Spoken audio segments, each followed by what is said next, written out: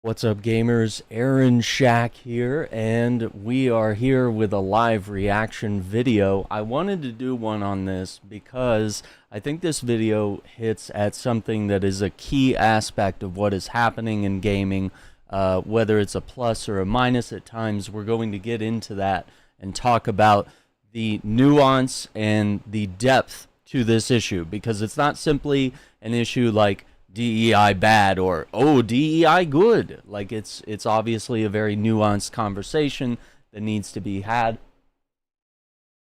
on this issue. Okay, that looks a little better. Okay, so yeah, today we are doing a live react to a video by a creator, Legendary Drops, and it's called The Real Impact of DEI in Gaming. So we're going to react to this. We're going to answer questions in chat. If you want to chime in, be a part of the conversation. DEI is short for diversity, equity, and inclusion. And I think probably the video will explain a little bit more of like what it means and how it's been utilized in games. And we'll pause at certain points during the video and have little discussion points. And of course, once the video's over, we can have like an open Q&A at the end. Because it is like a 28-minute video. So, I mean, you know, it probably is going to take us a while to get through it. But oh boy, I guess we're doing this. Here we go. I've tried to do my best to navigate the waters of social sensitivity, but there is so much intellectual dishonesty on both sides of the aisle that very little progress is ever made, and oftentimes genuine criticism is lost in translation. DEI, diversity, equity, and inclusion, has very much become the boogeyman that is haunting the video game industry, slowly eroding our... Okay, first off, loved Iron Maiden shirt, one of my favorite metal bands. Our trust and interest in a lot of games. And it's penetrated discussions around the quality of games, character designs, narratives, heck, even how we play games in the first place. And these are all valid Definitely earned it. DEI. No. criticisms to make, because at the end of the day, we're buying a video game, not a social manifesto. Hang on, let's go back. We're buying a video game, not a social manifesto. Today, we're buying a video game, not a social manifesto. I want more people to feel like they belong, because they do belong. From my perspective, regardless of your nationality, gender, or identity, you're a gamer in my eyes. This isn't about not wanting people in games. This is about... We talked about this a little last night, but I'm going to rehash it a little bit.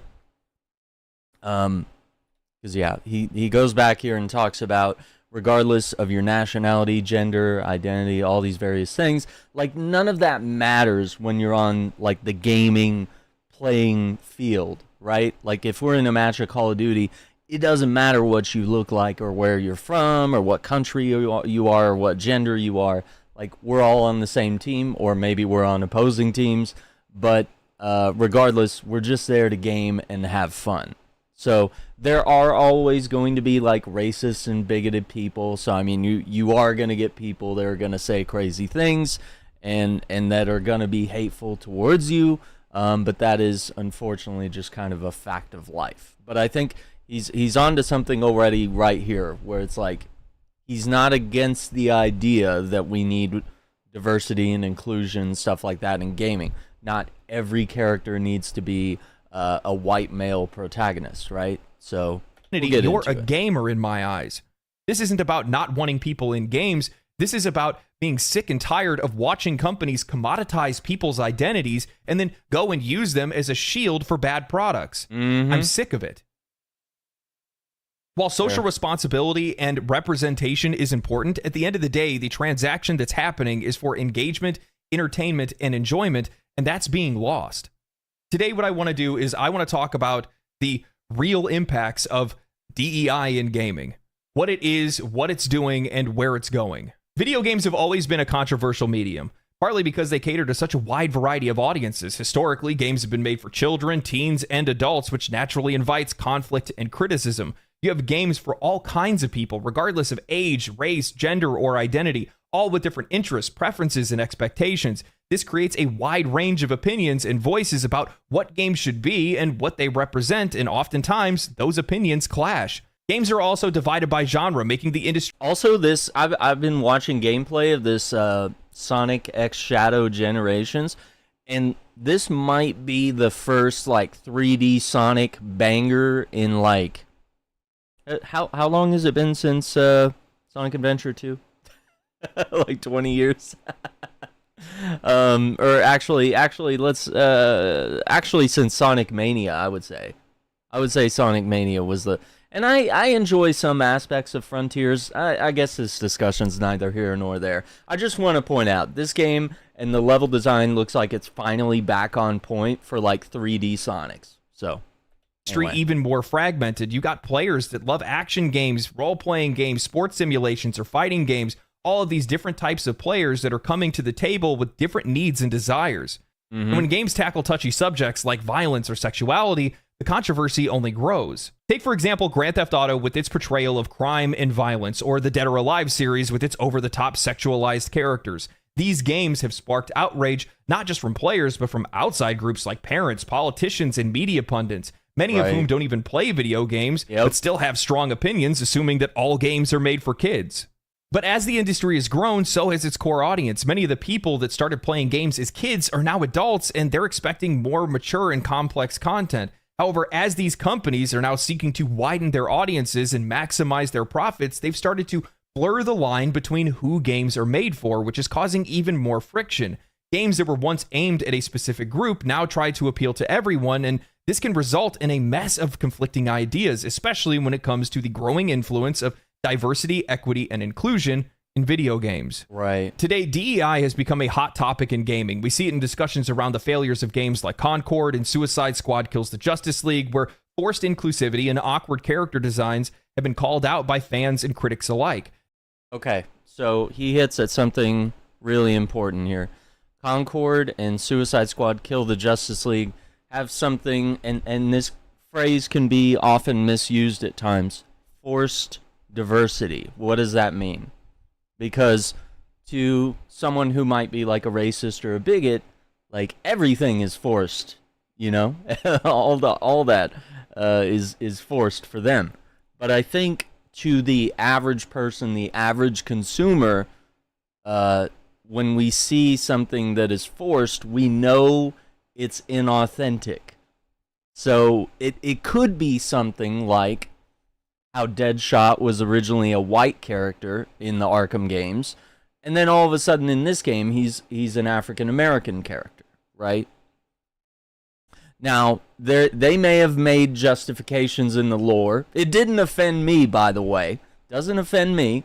Had no problem. Okay, I had no problem playing as, like, Deadshot's my favorite character to play as, right? Like, I love him. So, I had no problem with it, but we know when something doesn't pass the sniff test, right? And we'll get more into like what forced diversity is. I just want to make sure that you guys kind of bookmark that term and understand that, at least in the way I'm using it, I also think that Legendary Drops is not using it as any sort of like racist dog whistle or what have you. But let's go back.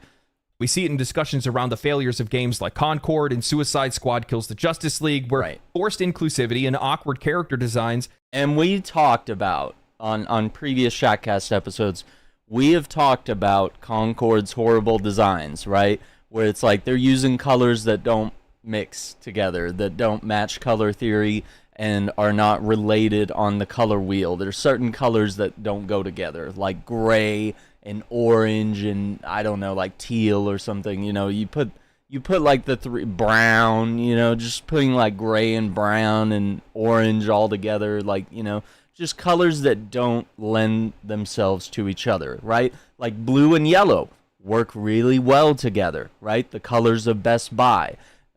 Purple and yellow, the Lakers, those colors work well. McDonald's, Burger King, all these restaurants, red and yellow, it incites hunger, it incites passion, right? So there's colors that work together, red, white, and blue, right? Makes you think of America. Makes you think of patriotism. They're three colors that naturally fit together no matter what country it is. Green, white, and red, it's kind of the same thing. It could be Mexico, it could be Italy, it could be, you know, Christmas time. It evokes all sorts of feelings, right? But if you do, like, green, brown, and orange, like, all of a sudden we're not, those colors aren't lending themselves. And when they talk about awkward character designs, it's them designing characters that we don't want to play as, right? So, for example, we had the fat guy in Overwatch, right? Roadhog, right? So they designed a character that was fat, right? Normally, you would want to play as someone who is maybe athletic or sleek. In a shooting type of game, you want to be someone that is physically fit or whatever, but Overwatch has a wide diversity of characters, right? Different races, different nationalities, all these various things. And to include someone who is fat, but also give them, like, you know, a certain form of agency in the world, there's plenty of people that love to play as Roadhog, and nobody gets worried about his design or him being fat or something like that, because it's not forced, right?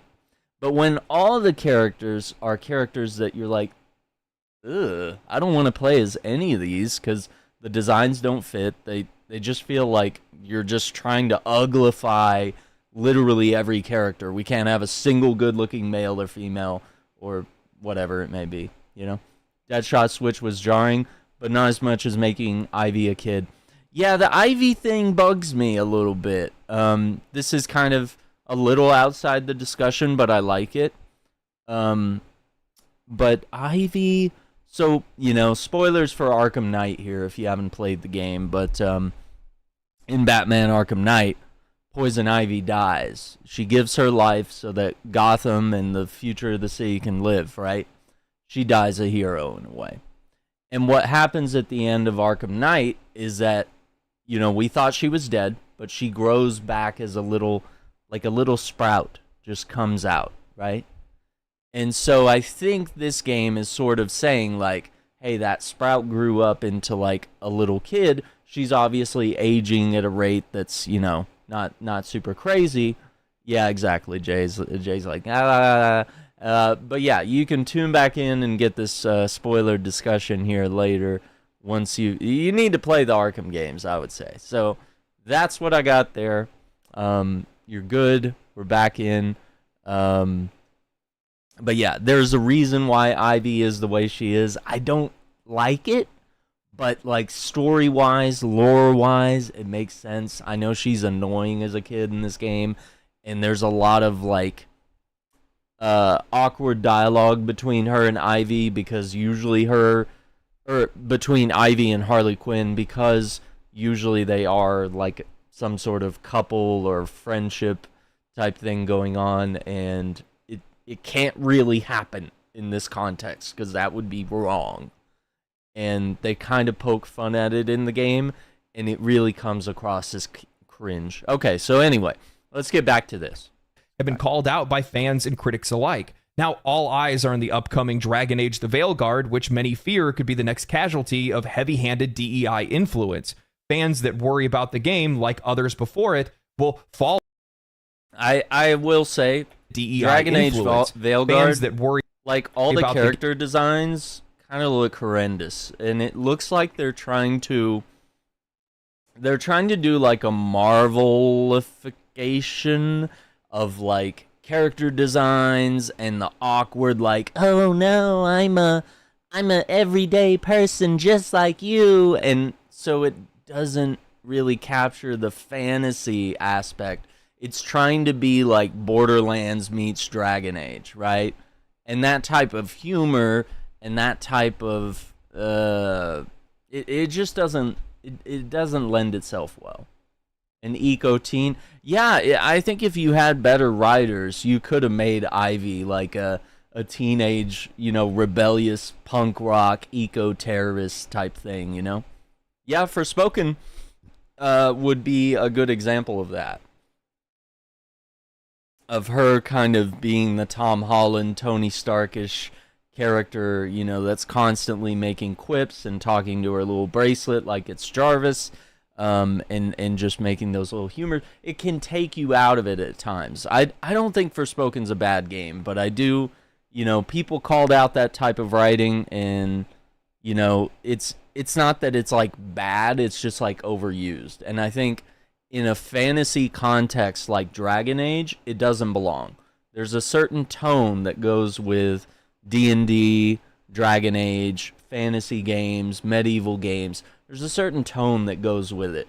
And it's not the Borderlands type of humor that I think we're going to get. Game, with like this. others before it, will fall victim to poorly executed, ham-fisted inclusivity that feels... And I do feel that this game, everything I've seen on it, it does feel like it has ham-fisted inclusivity. That does feel right. Like it's like bright colors, like everybody's like overly diverse, where it's like where the devs are like trying to point at you. They're kind of trying to say, they're like, look what we did. Look at that. That's an Asian character. Look what we did. There's a token African American character. Oh, look what we did. You know? Like, they're just really trying to. And the thing is, with Dragon Age, it used to be a little bit of a darker fantasy game. It wasn't all like bright, flashy color. Plays the United Nations. I mean, yeah, and it's like, I don't know. This is where we're at. You're gonna grab it now that the hate died down. Yeah, I think Forspoken's underrated. I think people really overhated it, and I think if I had more time, I would have continued to play it, and I'd have more to say. But honestly, I'm interested in it because not only does it have a character who is interesting to me, right? She's a poor African-American character trying to make it in New York. That's rough. And then she experiences the Alice in Wonderland effect of, getting pulled to a strange new world and trying to get home and having to, sort of react to this situation. And yeah, does it have that kind of Marvel-y writing to it? Sure. But it didn't really bug me. It didn't really bug me because it's what's popular. And, it can be a little cringe at times, but, like, for the most part, I think there's a good game with good DNA. Like, there's parkour, there's magic attacks. I'm interested in the story. It's something new. It's not an established franchise, right? It's a new IP. It's something different. So, I like that. Whereas with Dragon Age, it does feel like they're trying to like distort it into something else that the original games were not. Feels more like a corporate checkbox than a meaningful addition. This is big. Corporate checkbox. Let's go back so we get this in context. But corporate checkbox is going to be a big term that we use today. The game, like others before it, will fall victim to poorly executed, ham-fisted inclusivity that feels more like a corporate checkbox than a meaningful addition to its story and characters. It feels like a lot of these discussions peaked around 2020, which makes a lot of sense. The video game industry has grown exponentially. So you see it as they're showing each character. Just imagine each one is a checkbox. Yep. Over the years, overtaking movies, music, and television. And with that came private equity. Most publicly traded companies saw their share prices double during the pandemic, and with that came more investors and fiduciary responsibility. These companies are now expected to grow, not just in projects, but in employees, sales, and audiences. Whereas earlier in this industry's life, they could be casual, jeans at work, gamers making games for gamers. Now the industry leaders need to tighten their tie and show they are worth their money. This brings us to the idea of corporate social responsibility, or CSR, and how DEI fits into that. See, what a lot of people don't talk about is that CSR is the concept that many companies should do more than just chase profits. It's part of their social image to their stakeholders. They're expected to contribute to the greater good by being ethical, environmentally friendly, and socially responsible. DEI is a part of that. On paper, it's about making sure that companies are fair, inclusive, and representative of everyone, and that's not inherently bad. But here's the catch. While CSR and DEI are good in theory, they're often used by corporations to make more money. Governments offer tax breaks, grants, and other financial incentives to companies that follow CSR guidelines, and over time, companies simply just comply to maximize their revenue and avoid fines and potential lawsuits. Right. So instead of implementing DEI initiatives out of a genuine desire for inclusivity, many companies are simply doing it just to get those benefits.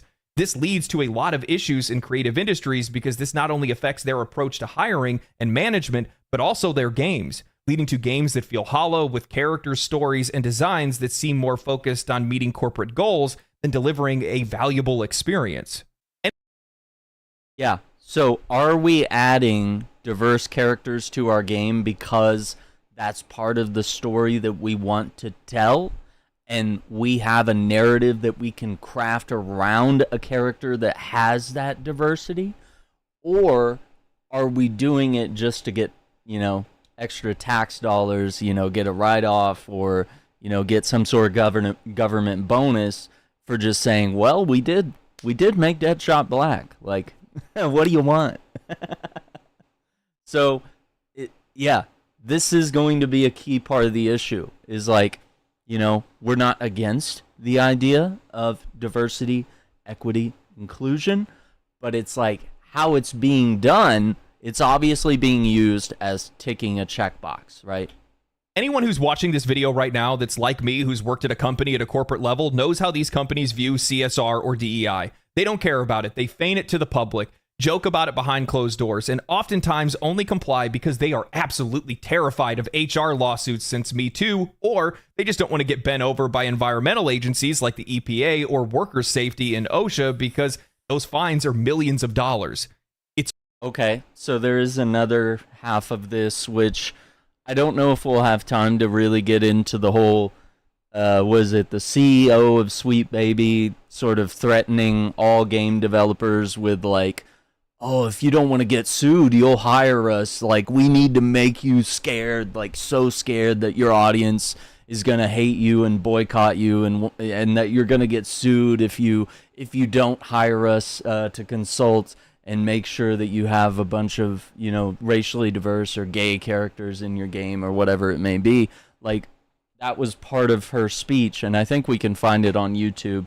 But let's table that for now because it's kind of adjacent to the issue. But I mean, there kind of is in what he's mentioned here, where it's like they are afraid of lawsuits. These corporations, like, they're not adding this diversity because they like it and believe in it. They're doing it because it's either like mandatory or there's like a bonus to doing it, or they're worried that they're going to get called out by people. And then, like sort of with some games, I think there was a point in time where Overwatch was being called out for not having enough racially diverse characters. Yet it has so many. But because it's not addressing the specific race that you are or that you want to be in the game, Yeah, it's a forced diversity move and everyone loses, yeah. What's up, TX? How you doing? Behind closed doors, and oftentimes only comply because they are absolutely terrified of HR lawsuits since Me Too, or they just don't want to get bent over by environmental agencies like the EPA or worker safety and OSHA because those fines are millions of dollars.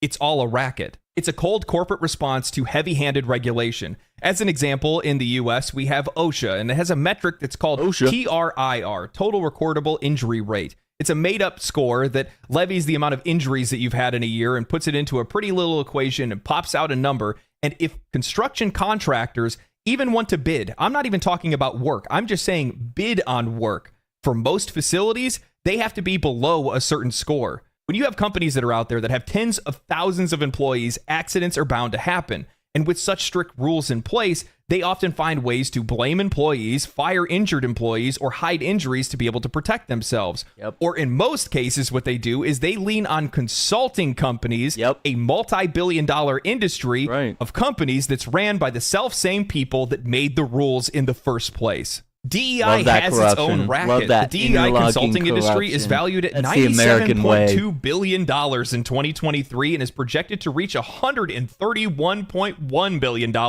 by 2031. Snake oil. Let's go back. DEI consulting market size was valued at $97.2 billion in 2023. Is reported to reach $134.1 billion by 2031. That's insane. And, we can argue, I think we will argue that there is a right way of doing DEI consulting. But I think what we've seen so far, it has been the heavy-handed, ham-fisted, forced diversity type stuff. $1.1 billion Not in every by circumstance, 2031. but a lot Snake of them. oil salesmen We'll get to developing new terms and sensitivity training to scare companies into using their services to keep them safe from regulators Just like the CEO of Sweet Baby Inc. is doing. and lawsuits. You know, we've seen both games media and consultancy agencies say some pretty outrageous things over the last few years.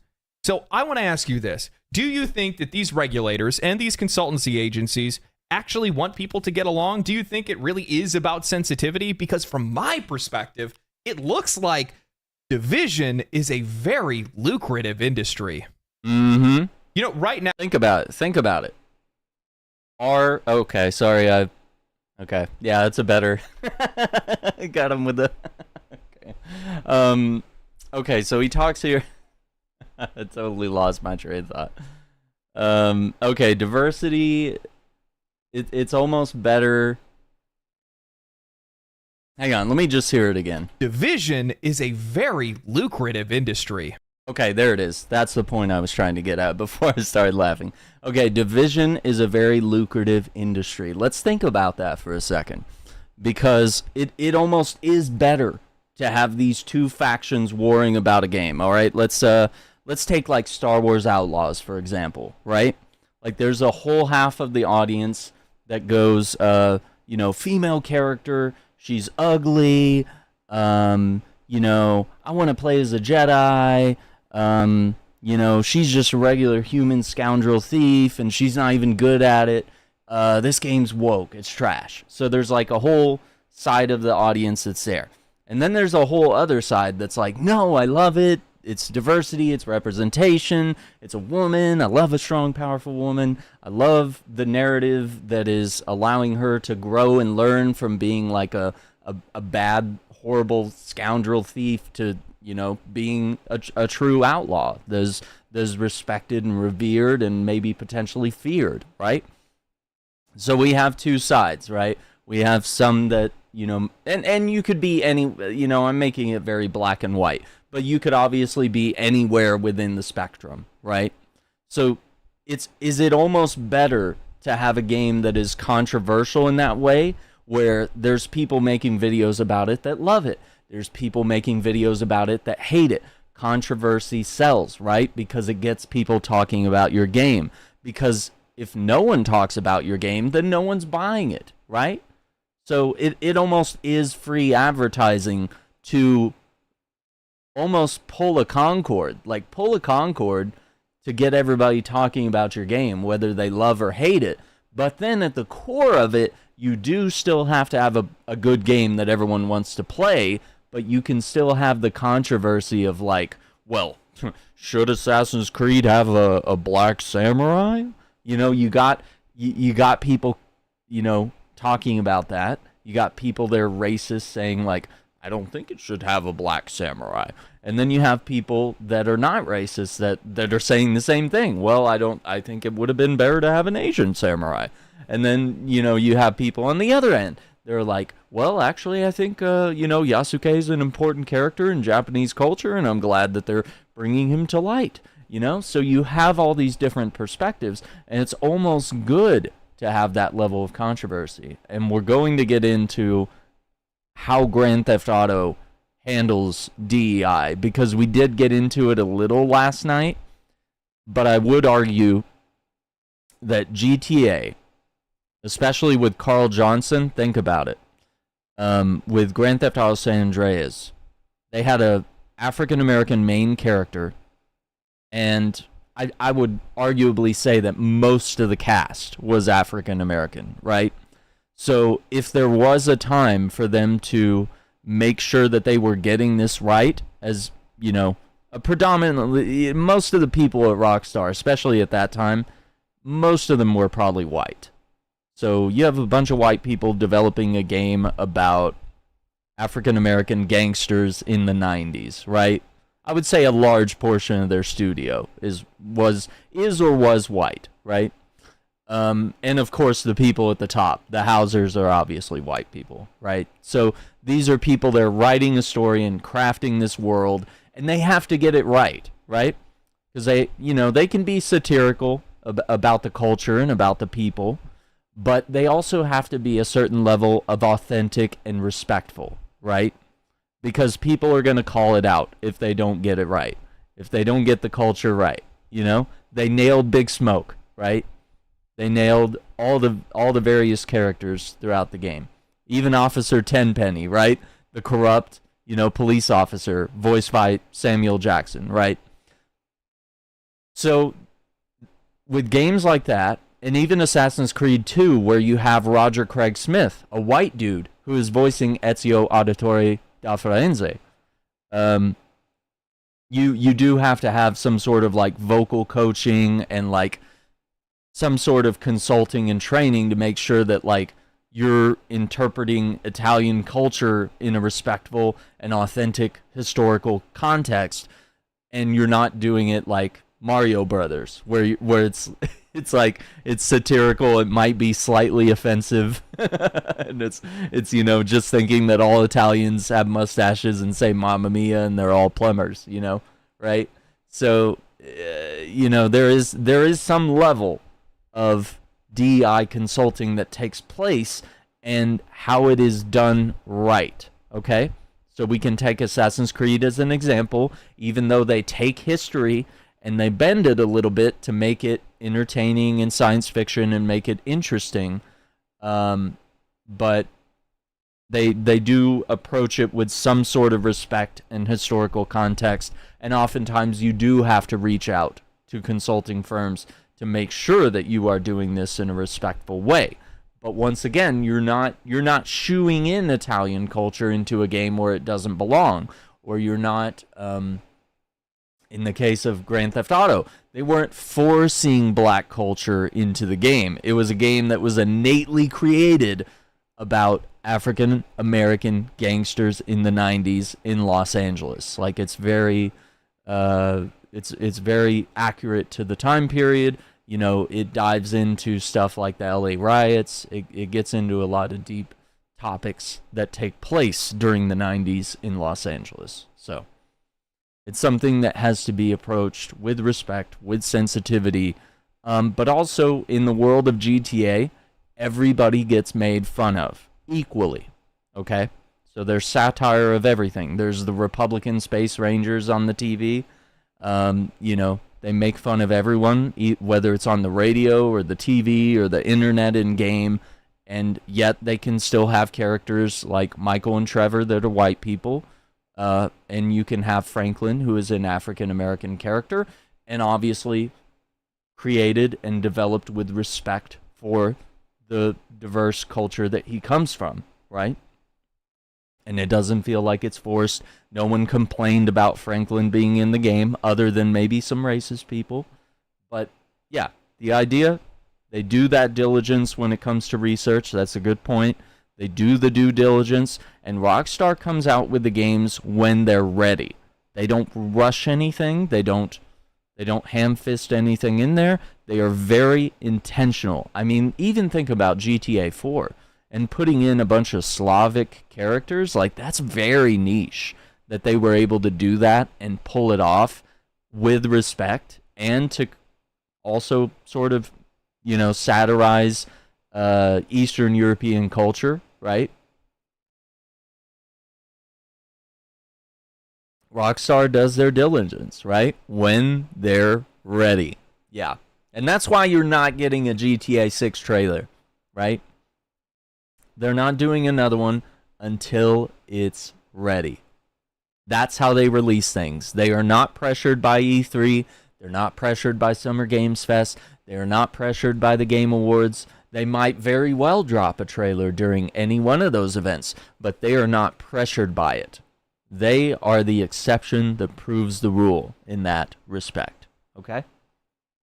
4 is your fave. 4 is really good, dude. I think it has, I really enjoy San Andreas quite a bit, and I think it's one of my favorites. But 4 has like the most down-to-earth game and story.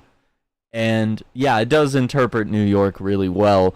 And I think I really appreciate the rags to riches to rags story, because most of the games are just rags to riches. You're a nobody 2-bit gangster that rolls into town, and then you become king of the world. But with Nico Bellic and his brother, it sort of teaches, once again, there's a moral to the story. It teaches about, okay, crime can be an easy life that gets you up to a certain point where you're making a lot of money and you're really successful. But also it opens you up to being backstabbed, assassinated, killed, or going to jail and losing it all, right? Oh yeah, the Ballad of Gay Tony DLC was really good. Even Lost and Damned was really good. But yeah, I think Gay Tony, that DLC actually elevated what was already a great game, took it to another level. And once again, right? We were playing as a character that works for Gay Tony, and was he a forced inclusive character? No. They included him because he was key to the story, and he was a character that Rockstar created, and they created a powerful narrative around that character. So honestly, if we want to talk about DEI, maybe it's a masterclass to look at what Rockstar has done and potentially look at what Assassin's Creed has done in the past. I don't know how well they're doing with the current controversy right now, because they've had to delay the game. They've had to backpedal on some things because they've had some statues depict the half Torii Gate, which is a reference to Hiroshima, and is largely considered like disrespectful in this context, because you would actually have a full Torii Gate if you're going to make a statue based in the feudal Japan time period. You would want to have the full Torii Gate in the background if that's something you're going to reference, right? He was in the base section of the bank heist. Yeah, absolutely. Yeah, he was a key part of the story, and I like how everything fits in with the main story. The DLC isn't just something way off here that's happening. It's actually like, okay, well, there's all these interlacing events happening at the same time. And after, even.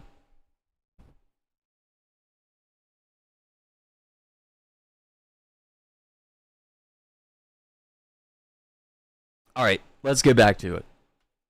Division is lucrative, though. I mean, that's the side point that got us here, is that it's almost, isn't it almost better to have that type of thing? Because even step outside that to the real world, where more people are engaged in politics than ever, because you either love Trump or you hate Trump, right? So you either take a stance on that issue. So it's like Trump is good for news agencies because they can report on him all day, and they can either talk about, they can be like Fox News or whatever, and they can talk about how great he is and how much they love him and all his policies.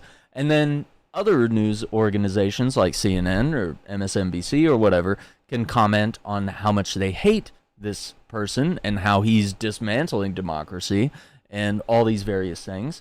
And so it's almost, controversy is good for business, because it gets a lot of eyes on the ad revenue that they're making on these news networks, and it gets more people to subscribe to those news networks and the channels that allow them to be presented. So yeah, it's easy advertising, right? So it almost is, as he's talking about here, it's almost like that controversy does sell.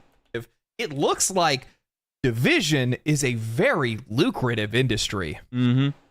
You know, right now, is it better to make a good Halo game, or is it better to make a Halo game that some people hate and some people love, and that way you get that constant like battle of people making videos saying Halo Infinite's the best Halo in years, and then other people saying, oh my god, it's the worst Halo in years. We'll never have another Halo that's like the original Halos, you know? So, I don't know. We have a lot of publishers and studios that are making a ton of money, billions of dollars. They're overtaking other industries. That's inviting in a lot of investors, and these companies have to show that they're growing. They got to show that they can make more money in the future. So these companies are triple dipping. They're going in, they're checking boxes for tax advantages. They are bringing in these consultancy agencies to make sure they're above board. And on top of that, they're using these oversafe work practices to try to make sure that they can avoid any lawsuits. They're trying to protect their money as much as they can and grow it as much as they can. But at the end of the day, the products that we're receiving are a product of that workplace. Now, this isn't to say that the people that are taking advantages of these programs, specifically like grants and things like that, don't deserve that grant or don't deserve the position that they got as a result of it. I think a lot of people fail to recognize or conveniently forget that you have to have the grades to be able to get through these programs in the first place and to graduate to actually even get the job. And when it comes to actual diversity hiring, I don't think there's probably anybody that's out there that thinks that they were hired or even knows that they were hired because they were there to check a box. Right. These are suits. These are CEOs that only care about growing profits and their own personal image. They're looking at this like a two-pronged approach. They're doing it to their games and they're doing it to their workplace. They're hiring in people that don't have the merit, they don't have the skill, but they... This is getting into a good point here. This is getting into a good point. We are kind of seeing the effects of this happen right now, where you had a lot of people being hired for the sake of diversity, where they were just like, oh yeah, we need to have a program that allows more people to get hired at our studio or what have you. And he's mentioning here that it's not about the talent, right? It becomes about ticking a box, saying that, oh yeah, we hired this type of person, and they may not have the skills or the actual merit to have the job. And that's why we're seeing a lot of like universities and corporations are shutting down some of their DEI and diverse. Yeah, even the government has shut down some of their things in that realm. So they're looking at... So yeah, they kind of were at some point hiring people just to make sure that you have a diverse workforce so that you get those tax breaks, right? And now we're starting to realize, like, okay, there are obviously people who are diverse that are skilled. You just weren't hiring them because you were trying to just tick a box. You weren't looking at like, okay, does this person have the skills that we need at our studio? Do they have the right sort of attitude for the atmosphere of our studio? That kind of thing. At this like a two-pronged approach. They're doing it to their games and they're doing it to their workplace. They're hiring in people that don't have the merit, they don't have the skill, but they don't really care about that because as long as they're there, well, they can get the tax break. They have the numbers that they need to actually have to either show to regulators or to show to their board of directors or whatever it might be. And then at the same time, they're using the same ideology, these same practices that are being taught to them by consultancy agencies in their video games to try to grow their audience beyond what it is. And it's going to impact the quality of your games when you do that for long enough, often enough. And I think one of the reasons why we've seen so much of it recently is because the games that we're getting are coming from that growth initiative. They're coming from the time where the video game industry really boomed. And that's why we're seeing a lot of games that are coming out that just lack quality at the end of the day. I'm not even talking about the ideology or messaging. Yeah. I'm just talking about just the general quality of games that are delivered, how buggy they are, frame rate issues, all kinds of different problems. All the above. When you have companies that are this big, that have this big of issues, well, their problems become apparent pretty quick. Thomas Mahler, studio lead behind... I deal with that at my workplace. They went on a spree of hiring people who are not qualified at all, and it hurt the company bad, so they moved away from it. It happens. And sometimes it's intentional where you're trying to hire, diverse people, or you're trying to make sure that, you have a certain amount of women on staff or something. Because, let's be honest, gaming was a boys' club, especially for, the last... maybe 40 plus years. It's been mostly men. I mean, there have been women in the industry for a long time, but it's been like a minority where they're like 2 to 4% of the industry, where now I wouldn't even say that they're like half. I would say probably less than half of the industry. And it's because some of the work culture is still kind of a frat boy-esque type of culture. And so there is some moves that need to be made to actually make games more diverse and more open to both men and women creating things either together or separately. Like, we even have, all-female led teams, and we even have I forget what the show was called. It was a part of the Women Games Dev show. I'm trying to remember. Yeah, the women-led games showcase, and we did check out some of the games that were made in that. I think it was Sunnyside was one of the games that was made by an entire women-led studio. So I mean, there is some room for that, and there is room for, you know, there to be incredibly skilled people and stuff like that. Exactly. It was, yeah. And I'm just talking from the creative side, that it was always a boys' club, but we could even say that even from the consumer side, it was mostly a boys' club as well.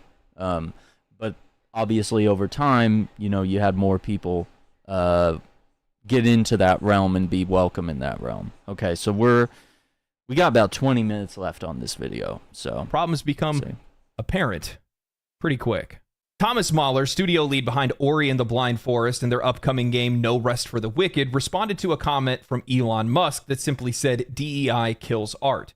Mahler wrote, I've never retweeted anything from Elon before because I'm a game designer, but I very much agree with this statement. The problem with DEI isn't in its principle, but it's in the way it's being implemented. Years before DEI became a thing, we had Quentin Tarantino, a white director, make a movie about a badass black dude who buddied up with a white dude. Django Unchained, okay? If you haven't watched it, that's the movie he's referencing. It's a really good one. My point being, just let artists be artists and DEI will happen naturally. Ultimately, a good message has to come from the heart and not from indoctrination. Okay, chat, I'm going to put this out to you guys. How do you feel about this statement? Do you agree with it? Does it upset you? Does it, you know, make you think some way or another? Word, it's all about execution. Yeah, exactly. So, I mean, because Quentin Tarantino is free to make movies about whatever the hell he wants to, whether it's Pulp Fiction, whether it's Inglourious Bastards, whether it's Django Unchained, or what have you. Okay, facts. We're getting some agreement, some resonation here. Yeah. So, okay, but here's going to be the tricky part of the question. He has a phrase here where he says, just let artists be artists and DEI will happen naturally. Do you believe that is a true statement? Will DEI happen naturally? Like if you're, for example, like him, Thomas Mahler, he's a white person that creates games. Will he ever be compelled to create a game with diverse characters? Does anyone? I mean, Rockstar got around to it, right? Like, Rockstar had a bunch of Grand Theft Auto games that were mostly about white characters, and then eventually San Andreas came along, right? Or even Tommy Vercetti in Vice City. Technically, he's Italian, but white presenting, I would say. Yes and no. You have games like Final Fantasy, which mostly white characters, but then you start getting African American characters being depicted. You know, like in Final Fantasy VII, you have Barrett. Even Warhammer 40k, Space Marine 2 has a diverse cast. You have Titus, and you have the Asian character with him, and the African American. Well, I guess he would be. I think he's like British. The voice actor that plays him. He's not really. Yeah, it's kind of weird when we're using the term African American with, you know, something that doesn't really fit in there. Sorry, let me actually look up their names. I always forget their names. Yeah,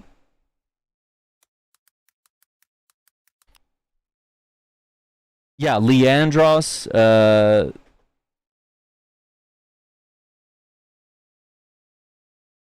Okay, here we go. Yeah, Gadriel is the sort of Asian-looking character, and why is it not showing the other guy?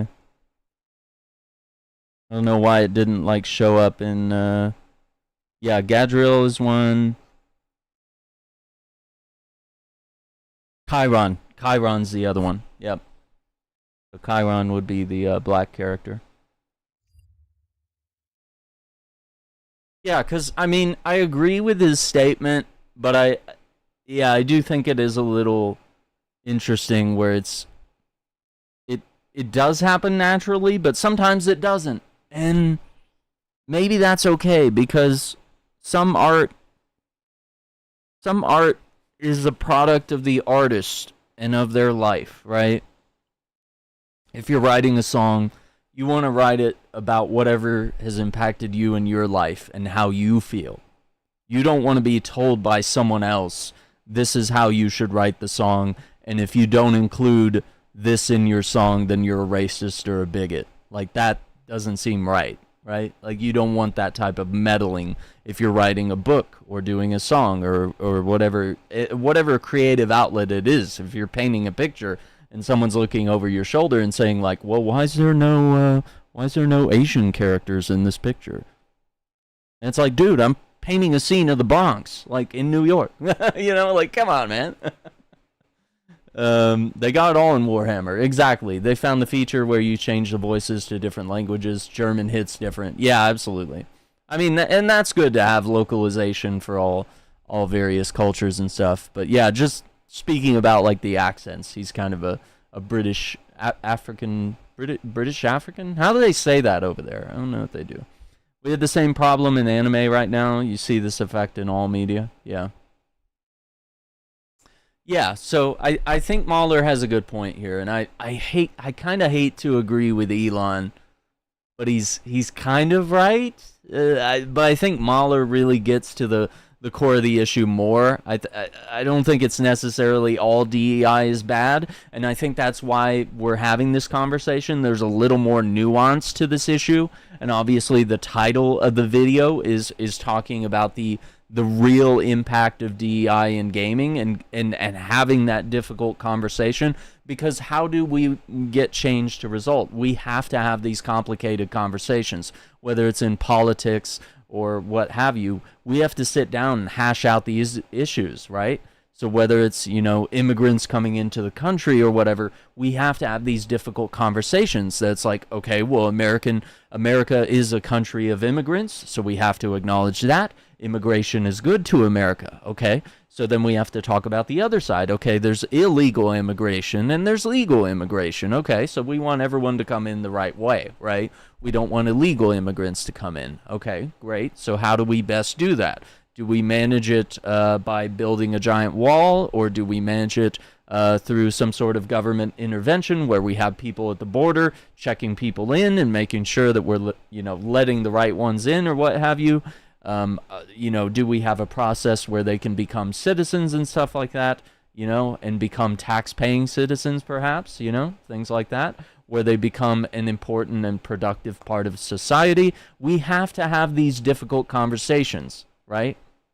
So we have to come together and we have to hash it out and we have to voice our disagreements and we have to, you know, come to some sort of compromise in order for things to get done. So we do have to have these difficult conversations about DEI, and we do have to acknowledge that some of it, especially when we're looking at like Grand Theft Auto San Andreas, or we're looking at the Assassin's Creed games and their respect to culture and history, it's important that you get things right. So Elon Musk is not entirely correct when he says that DEI kills art. I think it can kill art in some respects, and we've seen it corrupt really good art, right? Anyway, keep it moving. We got 18 minutes and to I think this is the heart of the issue, indoctrination, because that's what it feels like. Many people have grown up, like myself, being taught that everyone is human, identities are a feature, character is the person. But over the last few years, it feels like people want to rewrite that, making someone's outward appearance and their lineage the only thing that matters. And if you question it from the perspective of equality, you're chastised by developers, the media, and those who don't care for nuance. Okay. So he brings up an important point here, is that rather than creating someone with character values that you find relatable or interesting, they are creating the visual aspects of the character first. And they're trying to push an agenda that way. Let's hear it again. Of equality, you're chastised. Sorry. Oh, I just freaking closed all the I really hate that there's like a button here that just closes every tab. Hang on. Boy, we really did just lose the whole video.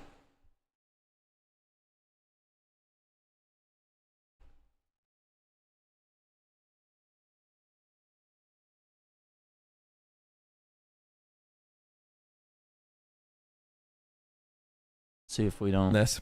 I've tried to do my best. Oh man, we lost our part. Whereas general quality of games that are delivered, how buggy they are, frame rate issues, all kinds of different problems. All right, let me when find you have where companies we that were. are this big, that have this big of issues, well, the problem with DEI, media, and those are the heart of the issue, indoctrination, because that's what it feels like. Many people have grown up, like myself, being taught that everyone is human, identities are a feature, character is the person. But over the last few years, it feels like people want to rewrite that, making someone's outward appearance and their lineage the only thing that matters. And so we talked about this last night as part of the stream, and we kind of got to the issue that let me ask the question, can you only relate to a character if they look exactly like you? If they have a mustache, if they have long hair, if they are the race you are or the orientation that you are, is that the only way that you can relate to a character? Or can you have a character? Can you have a character that looks completely different than you, right? Can you have someone that doesn't look like you be relatable, right? Does every video game, does every movie need to be exactly like you in order for you to empathize or to enjoy it as a product of media? Because that's what the root of this discussion is at right here. The outward appearance and the lineage of the character being the only thing that matters, when actually it's what's in here and in here that matters, right? It's who you are, it's the character, it's the fact that Jon Stewart here is a hero and he's relatable. He's a veteran, he's he's someone that learns to stand up against fear. And yeah, I mean, obviously we played games like Tomb Raider where, we've played as, strong, heroic, beautiful female characters.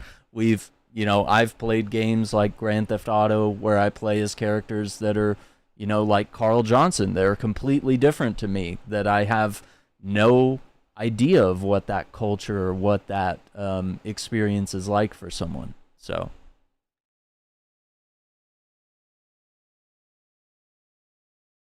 yeah, you can still have fun, but there is a certain part of this DEI consulting and culture that thinks that is the only way. That if the character isn't my exact orientation, then I can't enjoy it. And that's crazy. Because literally all media ever, you can read Lord of the Rings and find characters that you empathize with despite them not being like you or looking like you. And if you question it from the perspective of equality, you're chastised by developers, the media, and those who don't care for nuance. I've said it before, I'll say it again. This is... And we did have this with Star Wars The Acolyte, where I believe the creators and...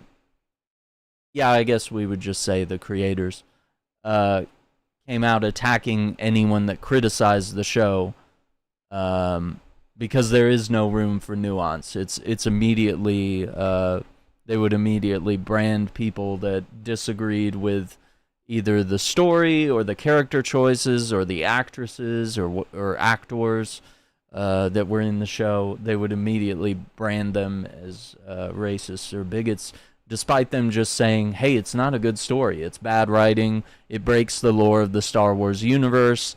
So yeah, I think this statement here really hits at the core of an issue. And if you question it from the perspective of equality, you're chastised by developers, the media, and those who don't care for nuance. I've said it before, I'll say it again. This is being pushed by people that lack the care, talent, class, and most importantly, the character to be able to tell diverse stories or represent a variety of people. He's saying that these people don't have the skills to tell a good story about diversity. And I do see that. Whether it's in Suicide Squad, Kill the Justice League, Concord, even Star Wars, right? Like, they were just shilling in characters of especially in the Acolyte, I would say. I think Star Wars has done a good job overall with diversity, because we've had characters like Lando, we've had characters like Samuel L. Jackson's character. We've had, obviously diverse alien type characters that are all sorts of very different characters, and they've done a good job telling those stories, because they're not focused on like what the character looks like. They're focused on like, how does this person exist in this universe? What do they do? What do they think? What do they believe? What actions do they take? What sort of core values do they have? Mace Windu is not just pushed in as a token black character. He literally has like character development and value in the universe. Whereas I could argue like some of the characters that are in the Acolyte don't have that. They are just like, hey, look at us. We added a non-binary character to the show. Like, aren't we great? Like, no, it's, you have to give them a reason for being in the world and for existing, and you have to give them meaningful backstory and character development. So when I play Mouse, I should bash it because I don't agree with the animal violence. Yeah, that's crazy. I mean, it's the same situation like with Sigourney Weaver in the Aliens movie. She didn't want to be in that movie because they were going to have guns, and James Cameron had to sit her down and say, look, I get you have this liberal, anti-gun stance, but these weapons are core to the story of the Aliens universe, and if we're going to have the colonial Marines in here, blasting aliens and stuff, and you being the badass, female lead here that's going to pick up one of those guns and start blasting aliens, we have to make sure that we do this correctly and respectfully. We have to make sure that we, it's not glorifying gun violence. It's a key part of the story, right? Yeah, I can't identify with Cuphead because I can't sip from them. Yeah. If employees are demanded to make characters, stories, and games that appeal to specific identities alone, games aren't being made organically. They're coming off a factory press, molded to suit whatever a marketing department's... This game, by the way, which only has a player count of like 2? Idea of diversity is. Dustborn? Gay characters with half-shaved and colored hair. The token black character with the same haircut from... The Killmonger cut, by the way, which... what is it? The guy from Valorant has it. The latest, the Prince of Persia: The Lost Crown has a Killmonger cut. An urban upbringing backed by a hip-hop soundtrack, and the evil white, same haircut from an urban upbringing backed by a hip-hop soundtrack. Why do they do this in like every game trailer nowadays? They do the hip-hop soundtrack to try to make it seem like hip and young and like in the culture, but it comes across as like Steve Buscemi's, hello fellow kids, like it doesn't really, it's obviously you're trying to project to that market and you're not doing a good job of actually doing it, right? It's like when grown-up white people try to rap, but they're like 40 years old, Soundtrack and the evil white villain. We see it across all forms of media. Yeah. It's unoriginal, it's tacky, it's offensive, and it's done for all the wrong reasons. Yep. Sweet Baby Incorporated, a narrative consulting company that has become infamous for pushing some of the most extreme and heavy-handed DEI initiatives in gaming. The company... Yeah, I think them having the burning the games industry to the ground, even if that's like a tongue-in-cheek reference, that should not be in a major presentation to the industry. And by the way, what cooler stories have they made? Because you're a consulting firm. You're not in charge of actually writing the story, right? Alan Wake 2, God of War, Suicide Squad, Kill the Justice League. Most of these games, these stories are already done before the consulting firm comes in. and they don't actually get to change anything narratively. They get to come in and say, okay, well, this line here might be disrespectful to African American culture. Let's see if we can make that, more accurate and more sensitive, right? Yeah, and the Killmonger cut is the only hairstyle we see. And why is that? Well, half of it is the fact that a lot of these games were being developed when Black Panther was coming out in theaters. A lot of the games we're seeing now were developed 4, 5, 6, 7, 8 years ago even. And what movie was in theaters? Black Panther. And what was the haircut that took, the entire culture by storm? It was the Killmonger cut. Everyone was sporting it, and so everyone realized, like, okay, let's start putting it in the games, I don't know anything about them, and I already don't like them. Yeah, I guess prepare to dive in. But he has made headlines not for their approach to storytelling, but for the lack in quality of games that they've consulted on and the controversial statements from its leaders that show just how little integrity this company has.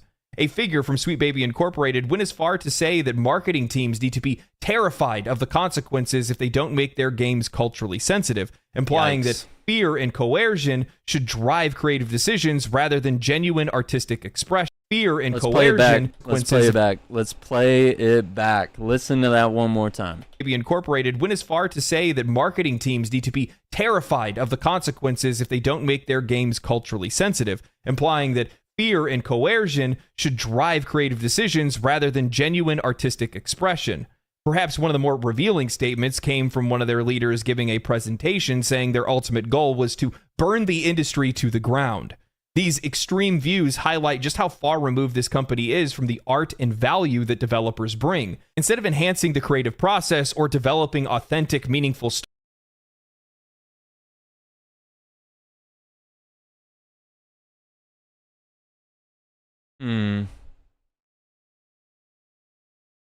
I don't really understand what that. Yeah, I don't really know what that's stories, about. Their approach is rooted in pushing divisive ideologies and using scare tactics to remain relevant as the consulting industry makes billions of dollars a year. Just look at the way that people are represented in these games and what games they're doing it in, and tell me why people shouldn't get upset. Ugly character design that no one wants to play as, but also let's let him talk. Suicide Squad Kills the Justice League, a game aimed at DC comic fans and young men, making journal entries about Wonder Woman and oppressive toxic masculinity, retconning Mr. Freeze into Miss Freeze, creating an abomination in character design. Okay. They're not retconning Mr. Freeze. Mr. Freeze has already had his story throughout Arkham Knight. They gave him the perfect swan song. He's done in this Arkham universe. What this is Mrs. Freeze is actually a character that is from a parallel universe, but it is lazy writing. It's literally just wanting to have a female lesbian, butch, kind of ugly looking character in your game because that's what you want to push. That's your agenda that you want to push and represent. We can't have a good looking Mrs. Freeze. And of course, because of forced diversity, which I would argue that this is, she's with Nora Freeze. Nora Freeze is still, stuck frozen, has her disease or what have you. And obviously this version, which is, I think her name is Victoria Frias, which, I mean, even the naming, it's just it's a lazy gender swap when you could have chosen Killer Frost or Captain Cold, actual members of the Suicide Squad in the comics.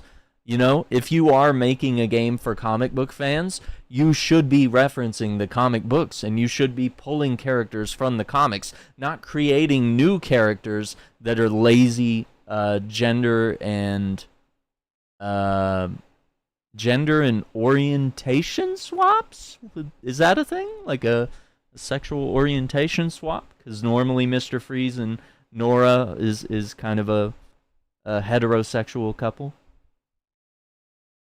And I also think none of that should matter, right? Like there is no, in reality, there is no like sex in Star Wars or DC or Marvel. Like, these are properties that are aimed at children, teenagers, with obviously adults that enjoy this content, but it's not meant to be like Game of Thrones, where it's like it's very adult content, it's very mature themes, it's rated R, it's got nasty things in it, right? Whether it's violence or whether it's sexual violence or what have you, right? Like, these properties are sort of pure of that. Doesn't mean that they can't tell important and deep and adult stories, but they keep it clean for the most part, right? If that makes sense. So, let's go from there. And get upset. Suicide Squad Kills the Justice League, a game aimed at DC comic fans and young men, making journal entries about Wonder Woman and oppressive toxic masculinity, retconning Mr. Freeze into Miss Freeze, creating an abomination in character design. It is an abomination in character design, I will say that. All the while delivering horrible gameplay in an uninspired shooter. These are things that customers didn't knowingly sign up for when they purchased the game. That's true. We didn't knowingly sign up for this. We assumed that, based on the Suicide Squad being these 4 characters, that we might get access to future characters down the line, like Rick Flag or Peacemaker or Killer Frost or Captain Cold, or that they would even pull in, like, popular DC villains. So it makes sense that they did include the Joker as a playable character, because he is a common DC villain, and while he is not necessarily a member of the Suicide Squad, he does show up in Suicide Squad comics, movies, TV shows, what have you, in the past. So it's not unusual that they did that.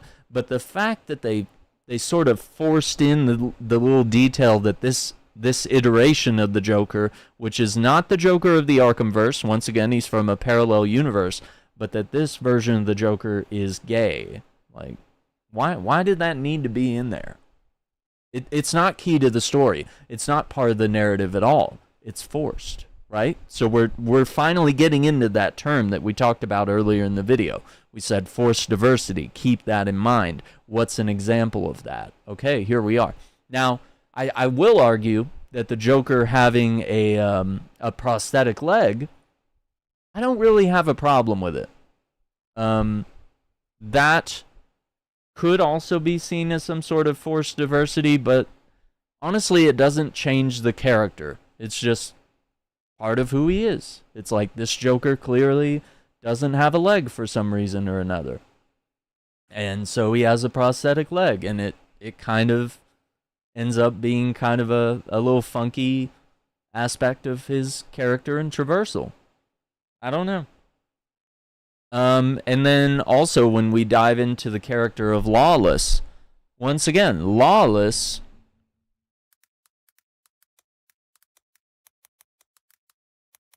sorry, I can't type. So Lawless is a white male character that served in the Suicide Squad during World War II. He's white, okay? So what did they do in the new Suicide Squad game?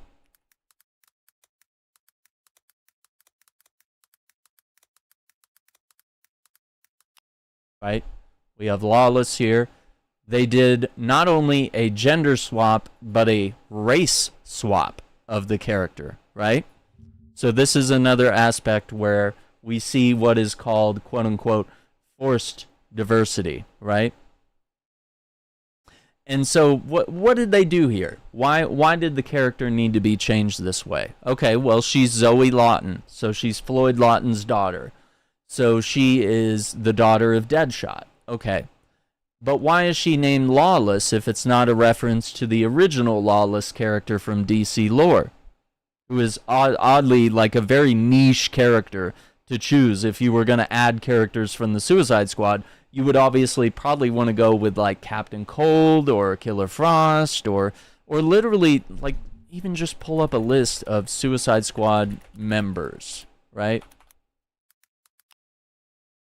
Right? Okay, here's some members that are not in the game. Bane, El Diablo. Rick Flag is in the game, but he's not playable. Black Manta, Captain Cold. Katana, Killer Croc, Bronze Tiger, sorry. Cameron Chase, Clock King, Deathstroke, which Deathstroke is allegedly coming in Season 4, Atom Smasher, Black Adam Cheetah, Copperhead, Count Vertigo, Electrocutioner, Enchantress, Killer Frost, King Shark, right? King Shark's in the game. But yeah, there's obviously, like, we could obviously go in here and keep, yeah, I mean, Bloodsport. Look, there's so many more here.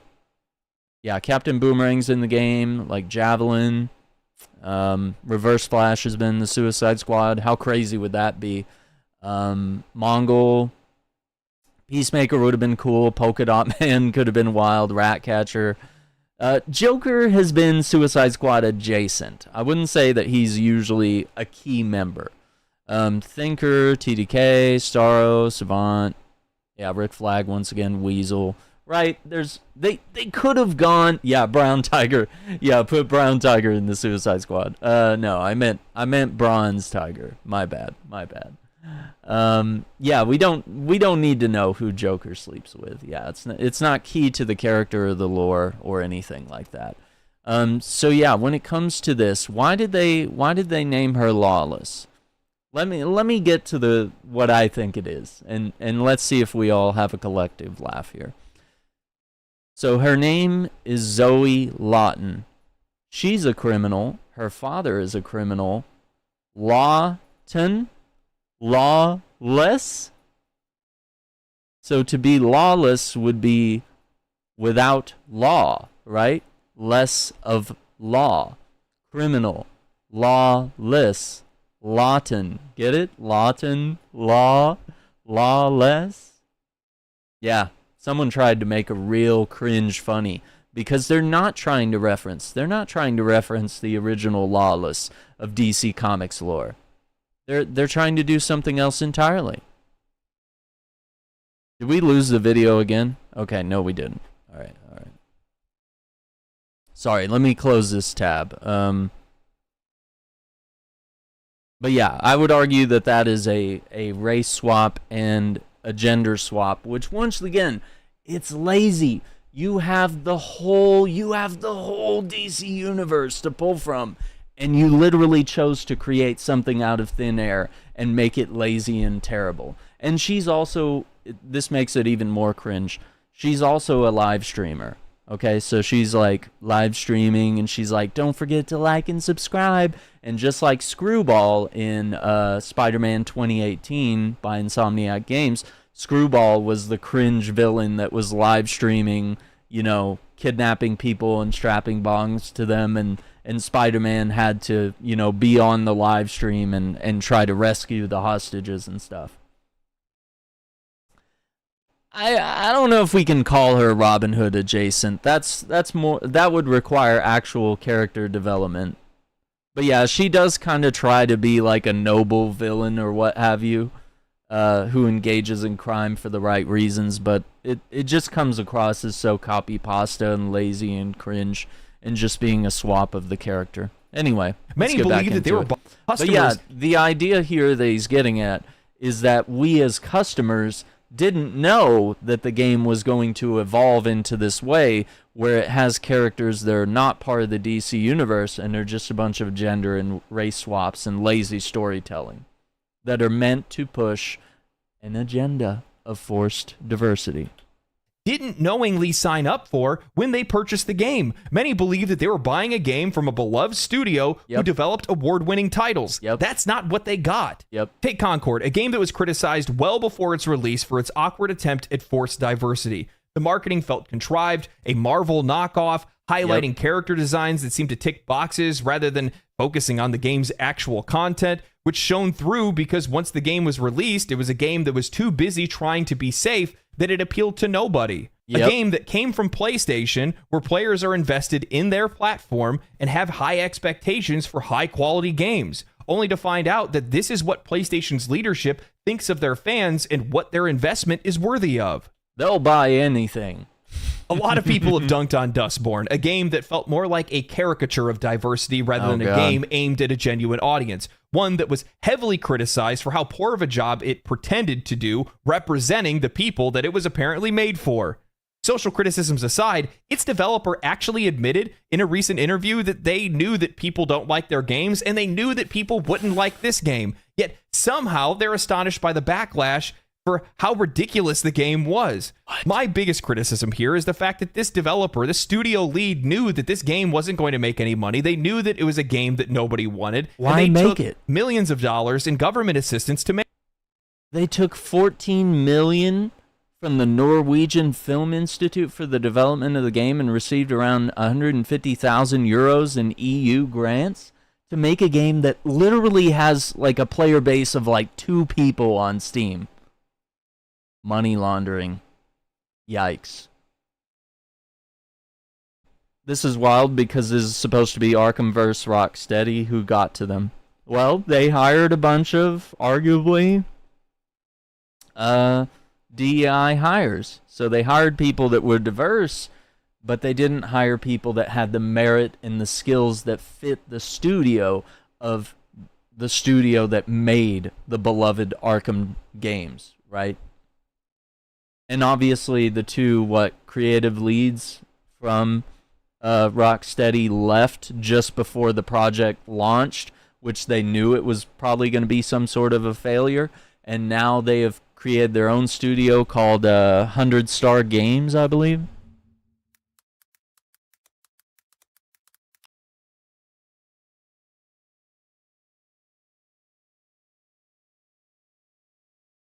Which I believe they're working on like a big single player thing. Yeah, 100 people, AAA games, London studio. Yeah, Sefton Hill and Jamie Walker, the founders of Rocksteady Studios. So they obviously saw the writing on the wall that, you know, Rocksteady was not the beloved studio or the same studio that made the great games that we've lauded over time. They're just, you know, so many people have come and gone through that studio that it's just not the same. So you're probably never going to get anything reminiscent of the original Arkhamverse. What have you?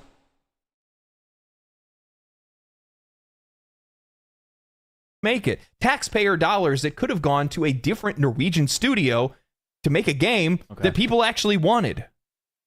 We're now seeing developers shoehorn ideologies and diversity into their video games without any regard for content. That is legitimately money laundering, I think. I think you might legitimately have a case against these developers for money laundering. If they knew it was going to fail, and they took all this money to create something just so that they could get that money and pay themselves, that's literally, yeah.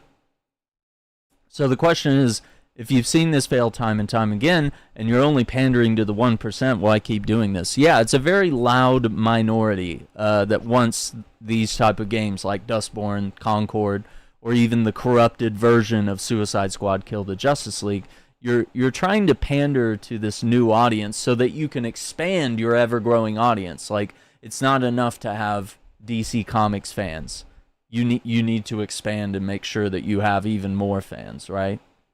So the constant expansion of the gaming industry, which he kind of talks about at the beginning of the video, is that the developers need and the corporations need to constantly be making more and more money year after year, means that you have to expand. You have to appeal to more wider player bases. You have to make games that are more mainstream. That's why we don't get niche titles like stealth games anymore, because, you know, Ubisoft can't market to Splinter Cell gamers because it's a small minority. They have to say, oh, well, Assassin's Creed isn't a stealth game anymore. It's actually a Greek warrior or Viking warrior simulator, right?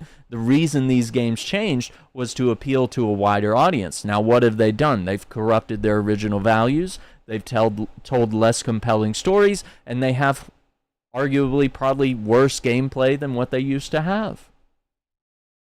So by changing all these things, they've in some essence, you're selling games to nobody, because nobody wants this, right? Nobody bought Concord, nobody bought Dustborn.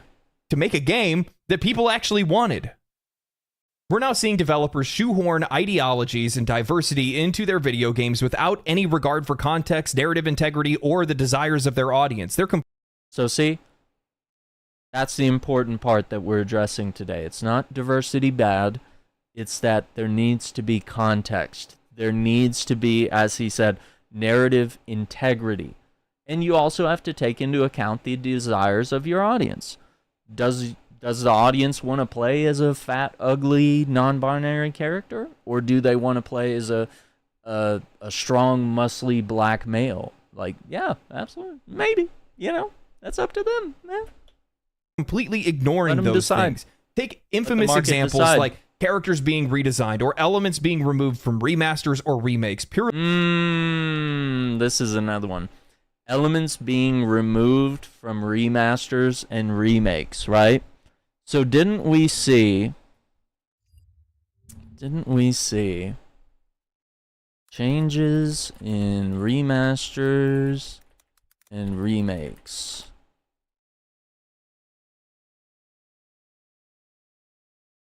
There have been a few that we've seen.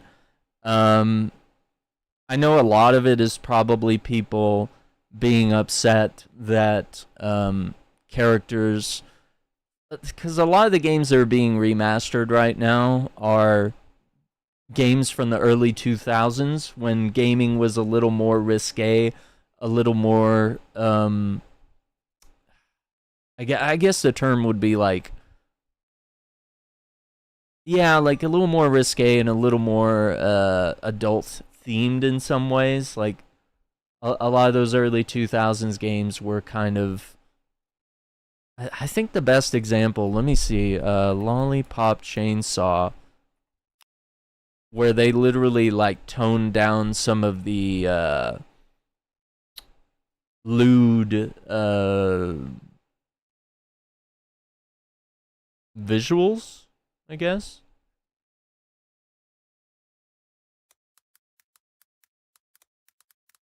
I don't know if there's like, yeah, I mean, I don't know if there's like a real, yeah, you know, there's just, you kind of see what type of game it is, and a lot of people have claimed that they've sort of gone through the game and tried to like, purify it maybe, to try to make it less promiscuous, and we are sort of seeing this sort of censorship when a lot of games are being remade. I think even if we look at, I don't know if they have a comparison here. Yeah, I mean there's the comparison with Maria not really having her traditional, like, Christina Aguilera, you know, more promiscuous leopard print outfit. It doesn't really bug me, but, you know, it was a change. It was a change that was intentional. Yeah, and I mean, obviously people are going to mod things in that, you know, whether that's good or bad. There's maybe some things that you probably shouldn't change. You know, there's some stuff that is innately part of the source material, that it is important to the preservation of the game and the story and what have you. Really to fit modern DEI standards. Lara Croft, Silent Hill 2, whether it's changing character models, gender, or backstory, not to serve the plot, but for a specific agenda. It all results in tokenism, where characters become caricatures of the very identities they're supposed to represent. Instead of nuanced, well-rounded individuals, we get stereotypes, over-the-top, one-dimensional characters that feel more like corporate creations than artistic expressions. It's no wonder that players are frustrated. When we're buying a game, we are entering into an exchange where we are giving our money and expecting a product that was crafted with care, creativity, and respect for the audience. But that respect isn't there anymore. Instead, what we are seeing more and more is the injection of forced messaging, hamstringing the creative process. games that are starting to feel more like manufactured products made to meet quotas and marketing objectives rather than passion projects that are inviting gamers, inviting players into engaging and meaningful worlds. Okay, so he is getting to something that's really interesting where gaming has become sort of a corporate manufactured product rather than a creation of artistic expression meant to be just fun, right? And entertaining. That's what more gaming like manufactured used to be. products made to And meet quotas and sometimes marketing is. objectives rather than passion projects that are inviting gamers, inviting players into engaging and meaningful worlds. The issue with DEI isn't about the principles themselves, it's about how it's being implemented. Like Thomas Mahler said, DEI will happen naturally if artists are allowed to be artists. Right. The problem arises when corporate interests take over and diversity becomes a commodity to sell rather than a genuine attempt to reflect on the world that we live in. It leads to a disconnect between players and the game. And that's the thing. I think we've got into this sometimes. Yeah, I appreciate you, Jay. Have a good one. Yeah, feel free to check back in if you want to see like how the discussion plays out later. You can always chime in the comments, or we can talk later. But yeah, he's getting into something here where An attempt to reflect on the world that we live in. is that we talked about this a little bit last night, how there's sort of always a moral to the story and how you can reference the world we live in through allegory, right? Like Star Wars does this. Obviously, the Empire is a reflection of sort of the Nazi party. You know, they're all dressed in white and black armor. You know, Darth Vader's in black. It's referencing like the SS troopers of the Nazi party, and it was obviously a reference to World War II and the imperial control of the Third Reich. But at the same time, in films like Return of the Jedi, the Ewoks and the Rebellion was meant to sort of represent the Viet Cong and George Lucas's distaste for the Vietnam War, which a lot of people were largely against during that time period. And America was sort of visualized in that movie as the evil imperial force, right? And it was the rebellion that was using guerrilla war tactics that the Viet Cong would use. So it was sort of a light projection of allegory of what's happening in our society, but portrayed through a fictional science fiction lens. So he was able to sort of voice his political thoughts and opinions, but he did it through allegory. He created a beautiful universe and a beautiful world with that stuff just added in there. The intention behind creating Star Wars was not to push political propaganda or agendas. It was to create this world that was entertaining for kids and adults, right? And that's why we have so many great Star Wars projects that are beloved over the years. And it's the same thing with video games and the same thing with movies and TV shows. If you create a TV show with the idea of not reflecting the world that we live in, but actually trying to offend people directly, like with She-Hulk, they were like, oh, we're going to create a strong female who can buck the haters, you know?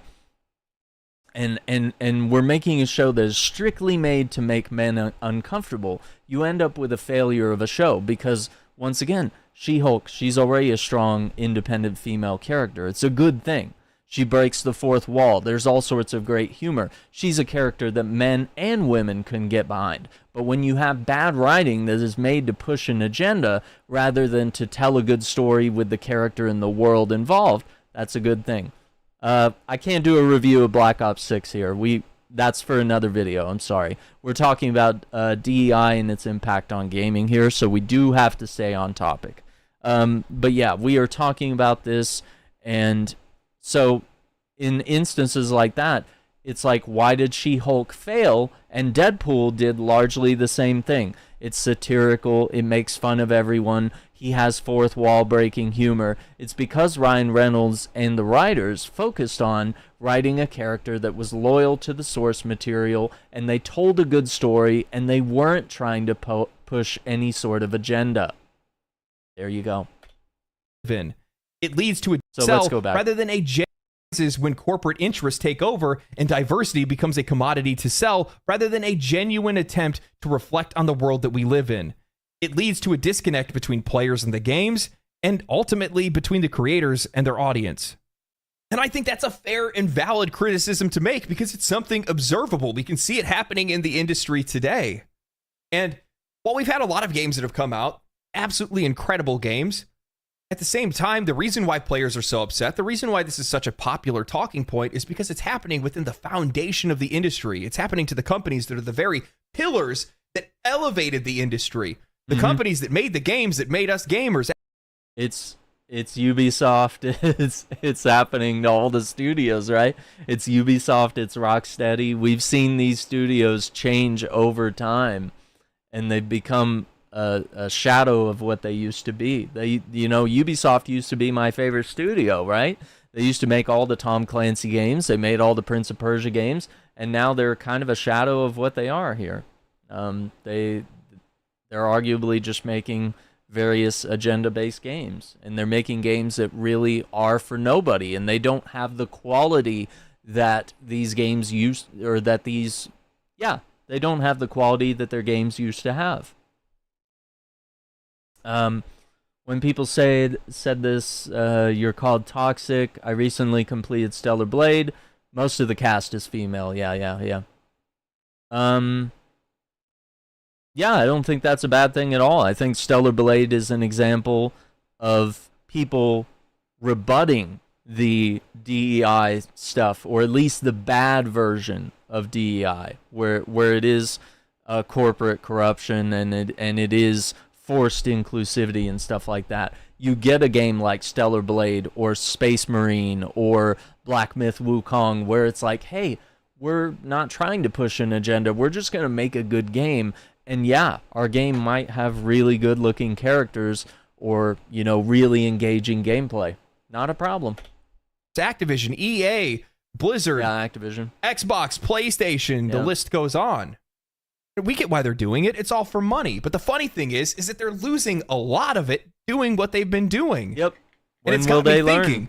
That's the question. I've noticed over the last couple of years, some of these breakout successes that we've seen have reached incredible heights that I don't think that they would have reached if it wasn't for the fact that the industry is in the state that it's in. They created this situation. They swung the pendulum in one direction, and now it's stuck. And because of that, I think Stellar Blade and Wukong are equally great. I think Wukong is better because it does have a little more engaging gameplay, and it has some lore that is really incredible that goes along with it. I think the Chinese mythology really elevates it, but I also like the beautiful science fiction world that Stellar Blade has created. I'm actually interested in exploring it further, so I really enjoy both games. I don't know why it's not a big hit. I think possibly Wukong resonated more with critics, whereas Stellar Blade, the critics were biased, and they were like, oh, it's just pretty big butt girl, in a video game. So I think the critics were aggressively biased, because what do the critics want to push? They want to push the DEI shovelware. They don't want to push something that is anti-DEI, which is, just beautiful characters, with giant technological swords and guns and stuff in a futuristic setting, right?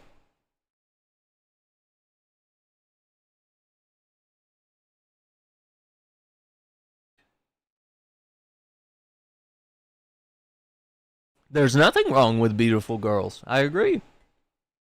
But some critics and people that are pushing this DEI shovelware think that that's a bad thing, and that games need to be like Concord and Dustborn, and they need to have ugly characters that no one wants to see or play as.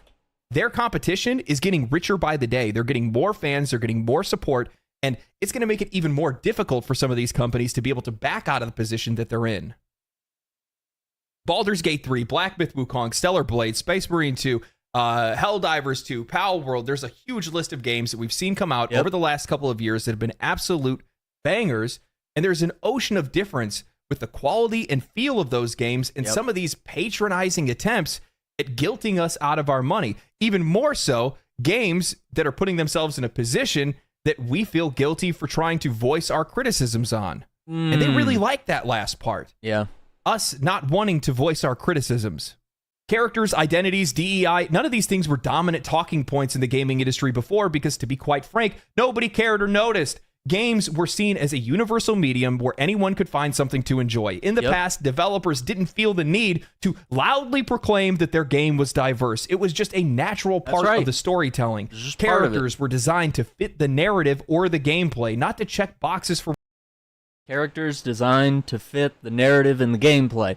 They weren't. No one was virtue signaling when Grand Theft Auto San Andreas came out. Rockstar wasn't like, look at us, we're the first game in the world to have a black protagonist. No, they didn't do any of that shit. They were just like, this is the narrative we want to tell. This is the gameplay we want to have. It's going to be about, wearing your gang colors and earning respect. And, generating that through your actions, through the clothing you choose to wear. Make sure that you're wearing the Grove Street colors and that your respect level is high and that your fashion is in good sense so that you attract the women in the game. There you go. Representation. DEI does not... The things you're referencing there with Batman and even Peter Parker, Peter being sidelined is not true. It's a game with two protagonists. So they get equal share. Peter and Miles get equal share. But obviously they are trying to push forward Miles as the new protagonist moving forward. But that is these consulting firms that do this, DEI consulting firms, they are not in charge of the story. They don't change the story. The story's already written by the time they get to look at the script. They are just making sure that it's culturally sensitive. That's the role. Now, we can argue that some of these consulting firms like Sweet Baby are doing this wrong or improperly or with malice in mind, right? But they're not writing that Batman dies. That's part of the story Rocksteady wanted to tell, okay? That's separate. Sweet Baby has no power over the narrative. That's why Alan Wake 2 is just the way it is. All Sweet Baby did was consult on the African American female character to make sure that she was respectful and culturally sensitive to the African American experience, to make sure that they weren't being offensive, right? It would be hard to tell a story about a white guy in a black gang in the 90s in California. Yeah, it just wouldn't fit. It wouldn't fit. That's very true. But I think they designed that game with that intention. I think they thought about it very deeply, and that's why they chose Carl Johnson. So let's go back a little bit. They proclaimed that their game was diverse. It was just a natural part of the storytelling. Characters were designed to fit the narrative or the gameplay, not to check boxes for representation. This allowed games back then to thrive creatively with some of those unique and games varied experiences did that a really applied good job or with appealed to diversity. different audiences. Mass Effect. And I think that's the most important part. Not every game was made for everyone, but there was always something to find for everyone. Players simply just connected with characters, or they ignored the ones that they didn't relate to, and the focus always remained on the game's quality rather than the demographic that they were trying to reach. It's only in recent years that character identities have been pushed to the forefront, making DEI feel constant, this forced presence in every conversation, often distracting from the core of what games are supposed to be, engaging, fun, and worth our money. See, every game has now become a culture war and a push for forced diversity. We've always had diversity in games, and it will continue whether you like it or not. There will be diversity in games, and it will be a good thing, right? You'll have Rise of the Ronin, where it's, Japanese characters in feudal Japan. You will have, characters in Assassin's Creed that will be Japanese characters, regardless of whether you like Yasuke or not. He's, obviously a Japanese African character. He's a blend of both cultures. He's an African man who immerses himself in Japanese culture. It's going to happen whether you like it or not, and it's always been here. But it's never been the reason for making a game, right? Now, identity is the only thing people talk about. Now, this may come as a surprise to a lot of people, but genuine racism, bigotry, and hate actually exist. There are studios and developers today that are under a constant barrage of hate from fans and people that will never even play their games. Just recently, I watched a panel that was criticizing comments that were made by the studio head of Tales of Kanzera Zhao. The studio ended up announcing their hiatus due to the game's poor performance. Surgent, layoffs.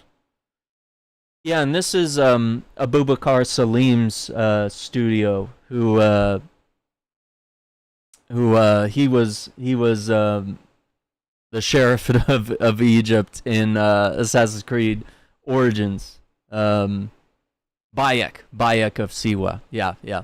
And this is the game that he developed with this studio, and it's meant to delve into African culture, and it's meant to be about the death of his father and how he deals with that grief. This game is meant. So I actually really do want to play this game, but apparently this game is one of those games where people feel like Sweet Baby Inc. has meddled in this game so much that it has caused it to be like a weird or a bad game. Yeah, even Assassin's Creed, we've had white characters, we've had Italian characters, we've had Arabs, we've had Chinese, we've had Indian characters, you've had Egyptian characters, you've had African characters, Freedom Cry, the whole spectrum. So if you don't like diversity, Assassin's Creed might not be the series for you. Yeah, Sweet Baby Inc. doesn't create the narrative. I don't know how to state this more clearly to you. They have no control over the narrative. They consult. Do you know what that means? It's like editing. They can look at it and they can suggest things. They can say, okay, you need to be sensitive to this African American female that only speaks through sign language because she's deaf. You need to be sensitive to Miles Morales, who is a black African Puerto Rican character. We need to make sure that his dialogue is respectful and on point and culturally sensitive to the experience. They put those suggestions forward. It is only Insomniac Games and that studio who decides whether those things get implemented at the end of the day. Does that make sense? So, no one is changing the narrative. Consulting is a suggestion. Consulting, right? A consultant is someone who you consult with for their advice. You are not required to take their advice. And when Sweet Baby Inc. gets the script of a game, it's when that script is complete. So they are not changing anything. They are not allowed to change anything. They are only allowed to suggest, right? Yeah, that decision, it's not, yeah, that's not, you're just wrong. I'm sorry. They have no control over whether Peter or Miles is the main character. That is on Insomniac Games. There you go. So we're going to see what happens in Spider-Man 3. But yeah, Green Goblin, I think Peter is going to be on hiatus, but I think he's going to have to come back. I think he thinks he can put away Spider-Man, but I think he's going to realize that the world needs him. And that the world needs Miles. I think Miles will continue to be relevant. And I think they've obviously said that, Spider-Man 2 is sort of a changing of the guard.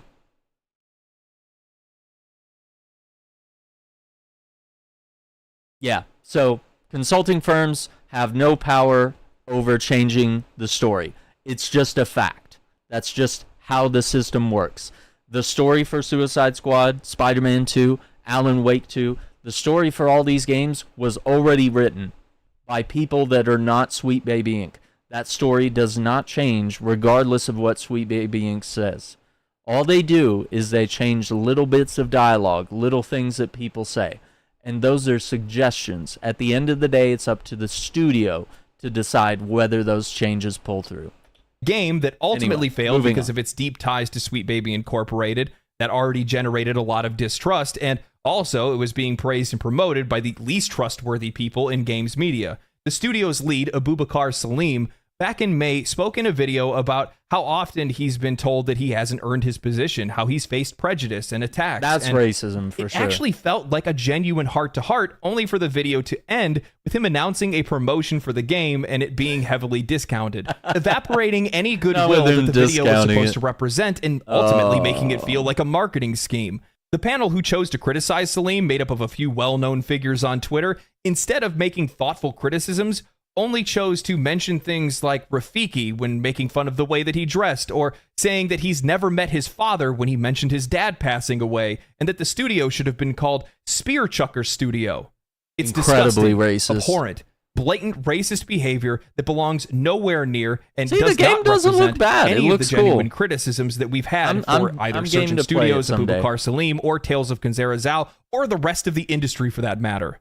I hate it because we exist in this weird place where, because of social media, the most outrageous opinions catch the most eyes. That's where right. comments like the Hate ones that I sells. just mentioned become the blanket scapegoat for genuine criticism. We have journalists and developers that are out there talking about how hateful gamers are. We have articles written about how Helldivers 2 was somehow promoting fascism, even though it was a handful of edgelords in a Discord. We have But the it is. senior It editor is about of fascism. Kotaku on a public It's not showcase promoting it, telling it just people that is. she wants to fight them physically if they don't like the direction of games today. We have Oh, Forbes God. writing articles about Dragon Age the Veilguard, preemptively hand-waving any criticisms for what they call the modernized character creator and gender selection, because if you don't like it, don't use it. Yet women are criticizing the character creator because they don't feel represented by it.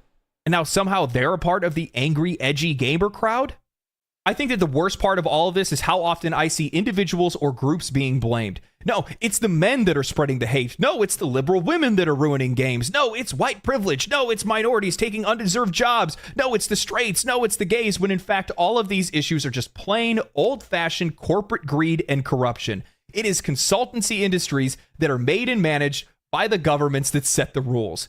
It's large corporations hiring talentless, self-indulgent, bitter people because they need to check a box for tax incentives, using consultancy agencies to supplement their work at a lower rate and then train those self-same talentless employees. Then those employees find their way into leadership roles and narrative positions, taking corporate initiatives for diversity on a ride, using it as their mark to be left on the world, because without identity, their life has no meaning.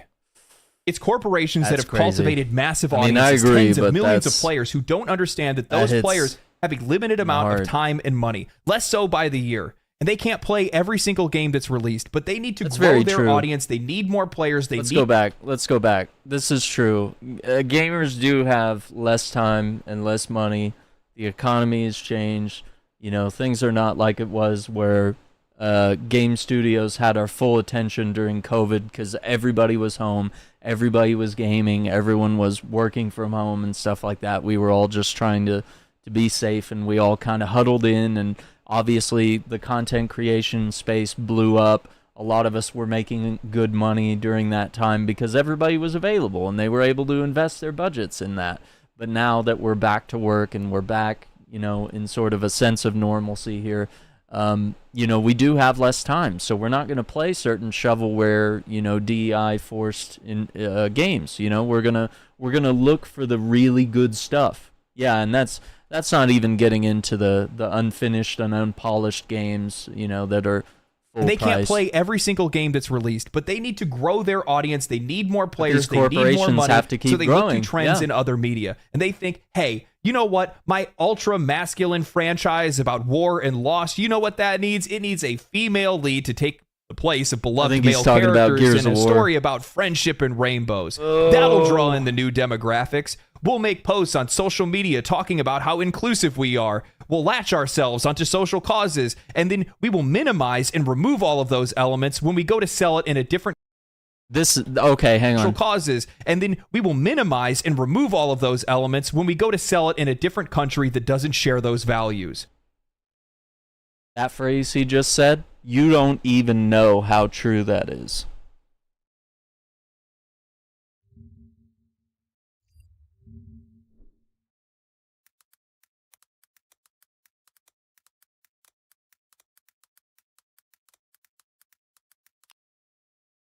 Here we go. How does Marvel market their movies in different countries, right? Let's look at Black Panther specifically. Trying to find it. I can't find it for some reason.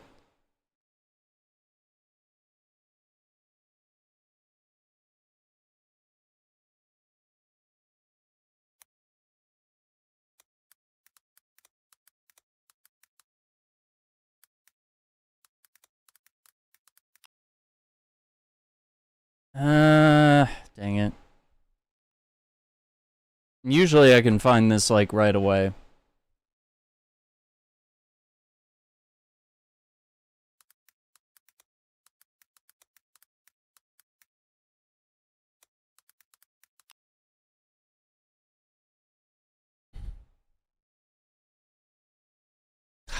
Yeah, I don't know. I'm just not finding it.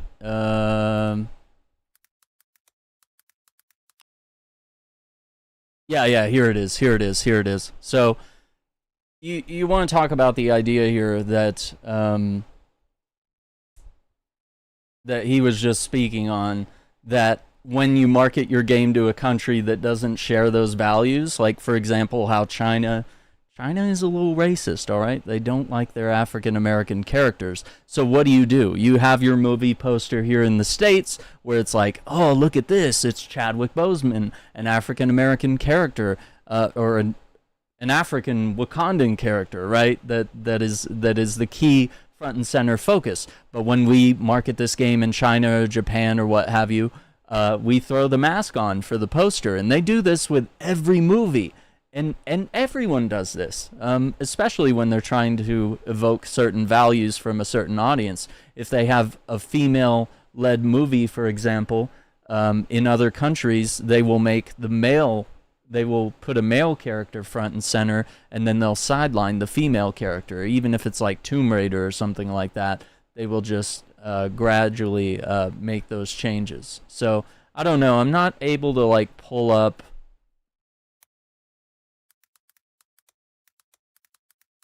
too many examples here. I thought it'd be, but yeah, I mean, there's different ways that they like lay out characters, and then obviously, they will even like re-edit movies. Like if games have, or if games or movies have any sense of diversity, or any sort of what would you call it, like homosexual or type of content like that doesn't fly in Saudi Arabia or China or stuff like that, and the way that representation is sort of lauded in America.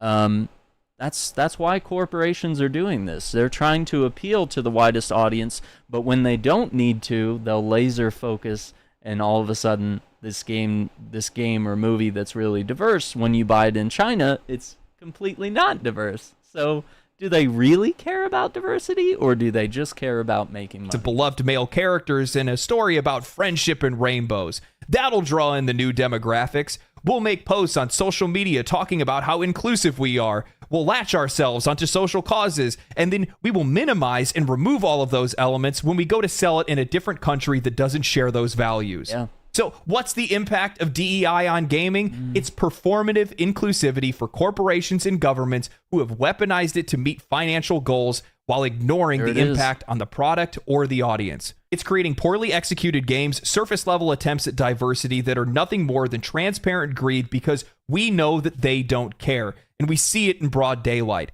It's dividing the people in the gaming community, and it's being co-opted by Twitter engagement farmers and games media fanning the flames to keep the hatred going. Keep them mad, keep them fighting, because at the end of the day, the only thing that matters is that they stay relevant, and it's the only way that they can make money.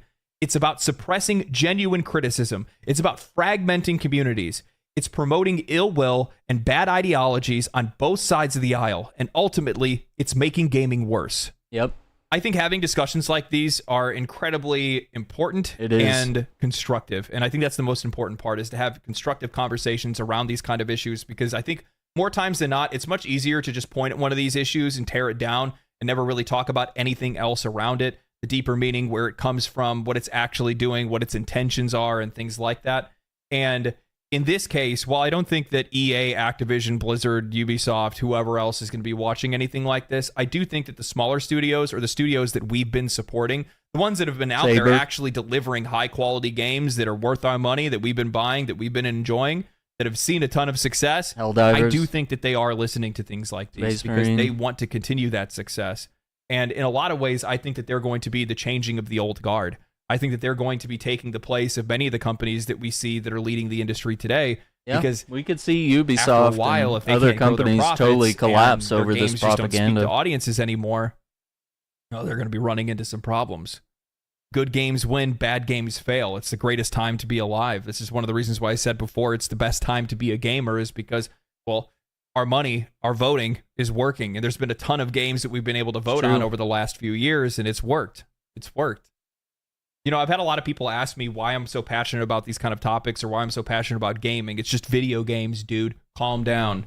I think in a lot of ways the reason why is because I view gaming as one of the last vestiges of an industry in which we can actually have any change happen. We can actually influence that industry. We can protect ourselves. We can protect our favorite hobby because of how young it is. It still is very young. It's not very set in its ways yet. While, yeah, there's a lot of investor money and things like that that are out there, this industry is a little bit more controlled because of, well, how the free market works. If we buy your game, you do well. If we don't buy your game, things aren't going to work out too well. Yeah, and I think you're right. I've enjoyed all the Gears games, and I think some of the stories have done well, but I do think the new direction that they took was not helpful for the series, and I think E-Day is a way of righting the ship, of bringing it back to what makes Gears of War incredible, which is, you know, Marcus and Dom. I mean, really. And the core crew, you know, maybe Coltrane and Baird and the rest of the gang. I think if there are still stories to tell, like the Pendulum Wars, or, you know, what actually happened on Emergence Day, we get to learn why Marcus goes to prison, you know, stuff like that. You know, I think that's a way that you right the ship and recapture your audience and say, hey, this thing that wasn't working, that wasn't selling games, that we thought including more of this was a good thing. And right now, it's not working out very well for a few companies, Ubisoft being one of them.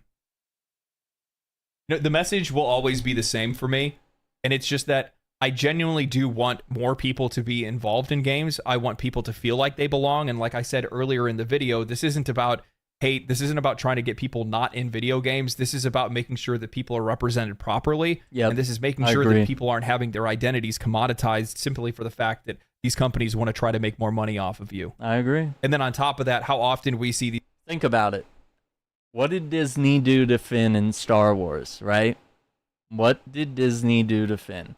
You had an African-American character that could have had a meaningful arc, much like Mace Windu or Lando or someone else, throughout all sorts of movies and entertainment over the years. And they did multiple things. They bowed down to the racists, and they knew that a wider marketed movie would sideline, if they sidelined the black character, they could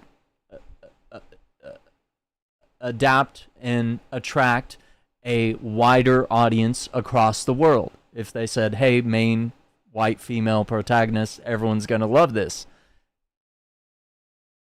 That obviously sells better than, you know, black stormtrooper converts to force-sensitive potential Jedi. You know, he could have had a really cool arc throughout those 3 movies. But because they changed it, bowing down to multiple things, racism, or better sales worldwide, or just, you know, making dumb changes that don't make sense story-wise. There you go. And games can be powerful. They can be political, you know? Spec Ops lets you understand wars and war crimes and, you know, even genocidal actions. It helps you understand a lot of those things. It does preach a message, but it doesn't belittle you. It doesn't make you feel like shit. Or, you know, if you were to disagree or agree with said message. You know, liking the Empire in Star Wars doesn't make you a bad person. You know, just because they're the bad guys and they are a stand-in for an evil imperial tyrannical government force, you know, doesn't mean that you support the Nazi party by dressing up as Darth Vader for Halloween. It's symbolism. It's allegory. It's not meant to be the entire point of the film. It's meant to be entertainment. So these anyway. companies and their two-faced tactics, trying to talk about how they care about you, how they want to represent you, but the minute that they go to sell their game in China, Russia, or Saudi Arabia, all of a sudden, well, they forgot about you. Oh, I'm sorry, we left you behind. Yep. Like a Home Alone episode, or I guess that was actually a movie. Do they have a TV show? I don't know. Anyway, we have a lot of games to vote on next year. I've been looking at the list of games that we have, and it's staggering. I thought that this year was stacked. Next year, it looks insane now. With some of the more recent reveals that we've seen, as well as just, you know, the big titles that we already knew were coming next year, it's going to be a crazy year. I'm going to be struggling to find the time. You're going to be struggling to find the time. So make sure you're picking wisely. But anyway, I hope you guys enjoyed the video. I hope you guys take the root message to heart and understand that it's not necessarily DEI is the devil. It's just that the way that it's being implemented, how it's being abused, and how it's being corrupted is the issue. So there's more nuance against to those it. And the things that actually matter. That's the real point of this discussion. And instead of putting all of our focus on a single game developer or a journalist or something like that, well, I think it's really important to bring up the things that they discuss and to criticize those things. I think that in a lot of cases, what we need to be doing is putting most of our focus on the places that actually matters. That's these government programs, because that's where the root of all these issues really is. Vote. So anyway, I hope you guys enjoyed the video. If you guys did, make sure to share this with your friends, like the video, subscribe to the channel if you haven't already. It'd be kind of crazy if you haven't subscribed already. I guess I'm already at 200,000 or almost at 200,000. I was planning on making a video about 100,000 subs. 197,000. Well, that didn't happen. So I guess I'll have to figure something out soon. Anyway, thank you guys for watching. Stay cool, stay righteous, stay safe. Follow me on Twitch if you guys want to catch me live, and I'll check you later. Peace. Okay, so I subscribed, like the video. I have a link in the description if you want to watch the video for yourself in its entirety. It's already got 215k views. His channel is almost at 200k subscribers. And we can look here and see that the title of the video, right now, it's The Real Impact of DEI in Gaming, which YouTubers will do this. I've done this before myself. You'll change the title of the video multiple times. So at first it was DEI and its destructive influence on gaming, an honest look at DEI in gaming, the real impact of DEI in gaming. And obviously his video has trended really well over time. It's only like 3 days old. So yeah, I think it's a really successful video that really gets into the nitty-gritty of the issue. And I think it's an important and nuanced discussion. It's not simple. It's not clear-cut, black and white, where it's like DEI good or DEI bad, right? There's obviously good implementations that we talked about, like Grand Theft Auto, Red Dead Redemption, Star Wars, you know, you name it. There have been good adaptations of diversity that has been meaningful and important and well done. And there have been other ones like Suicide Squad, Kill the Justice League, Concord, Star Wars The Acolyte, where they have just sort of shelled it out and done the worst shovelware, you know, just absolute disrespect to those people, and just marketed it as a sales attempt or a tax write-off or just diversity for the sake of it, not for actual narrative or character development. If you guys don't have any last questions or comments, we will wrap up this live react here. I want to thank you all for jumping in. Make sure you hit that like button, subscribe to the channel. Let me know what you think in the comments. Keep all the discussions respectful of myself and each other. Make sure that you're not saying anything rude or insulting. You can talk about the issue and agree or disagree without, you know, coming to blows and being offensive towards each other. We want to keep conversations both constructive and appropriate. So, And I know it's a very divisive and tense issue.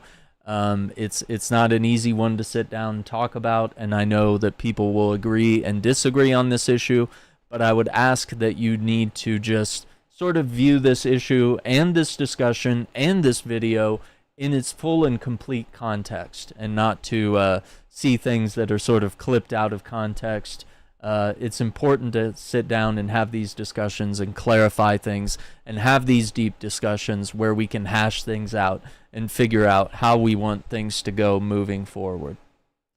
So let me see. I don't know if anyone's live over on Twitch, 'cause I don't really have much of a presence over there anymore, but I don't really see anyone to raid right now.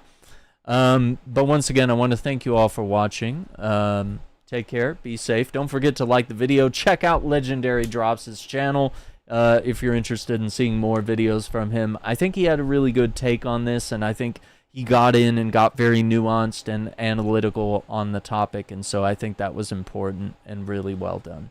So I hope you enjoyed this. We'll try to do more React content in the future. I just think this one was too important to ignore. Don't forget to get out there and vote before the elections are over here in the States. Take care, be safe, have a good night or day. Bye.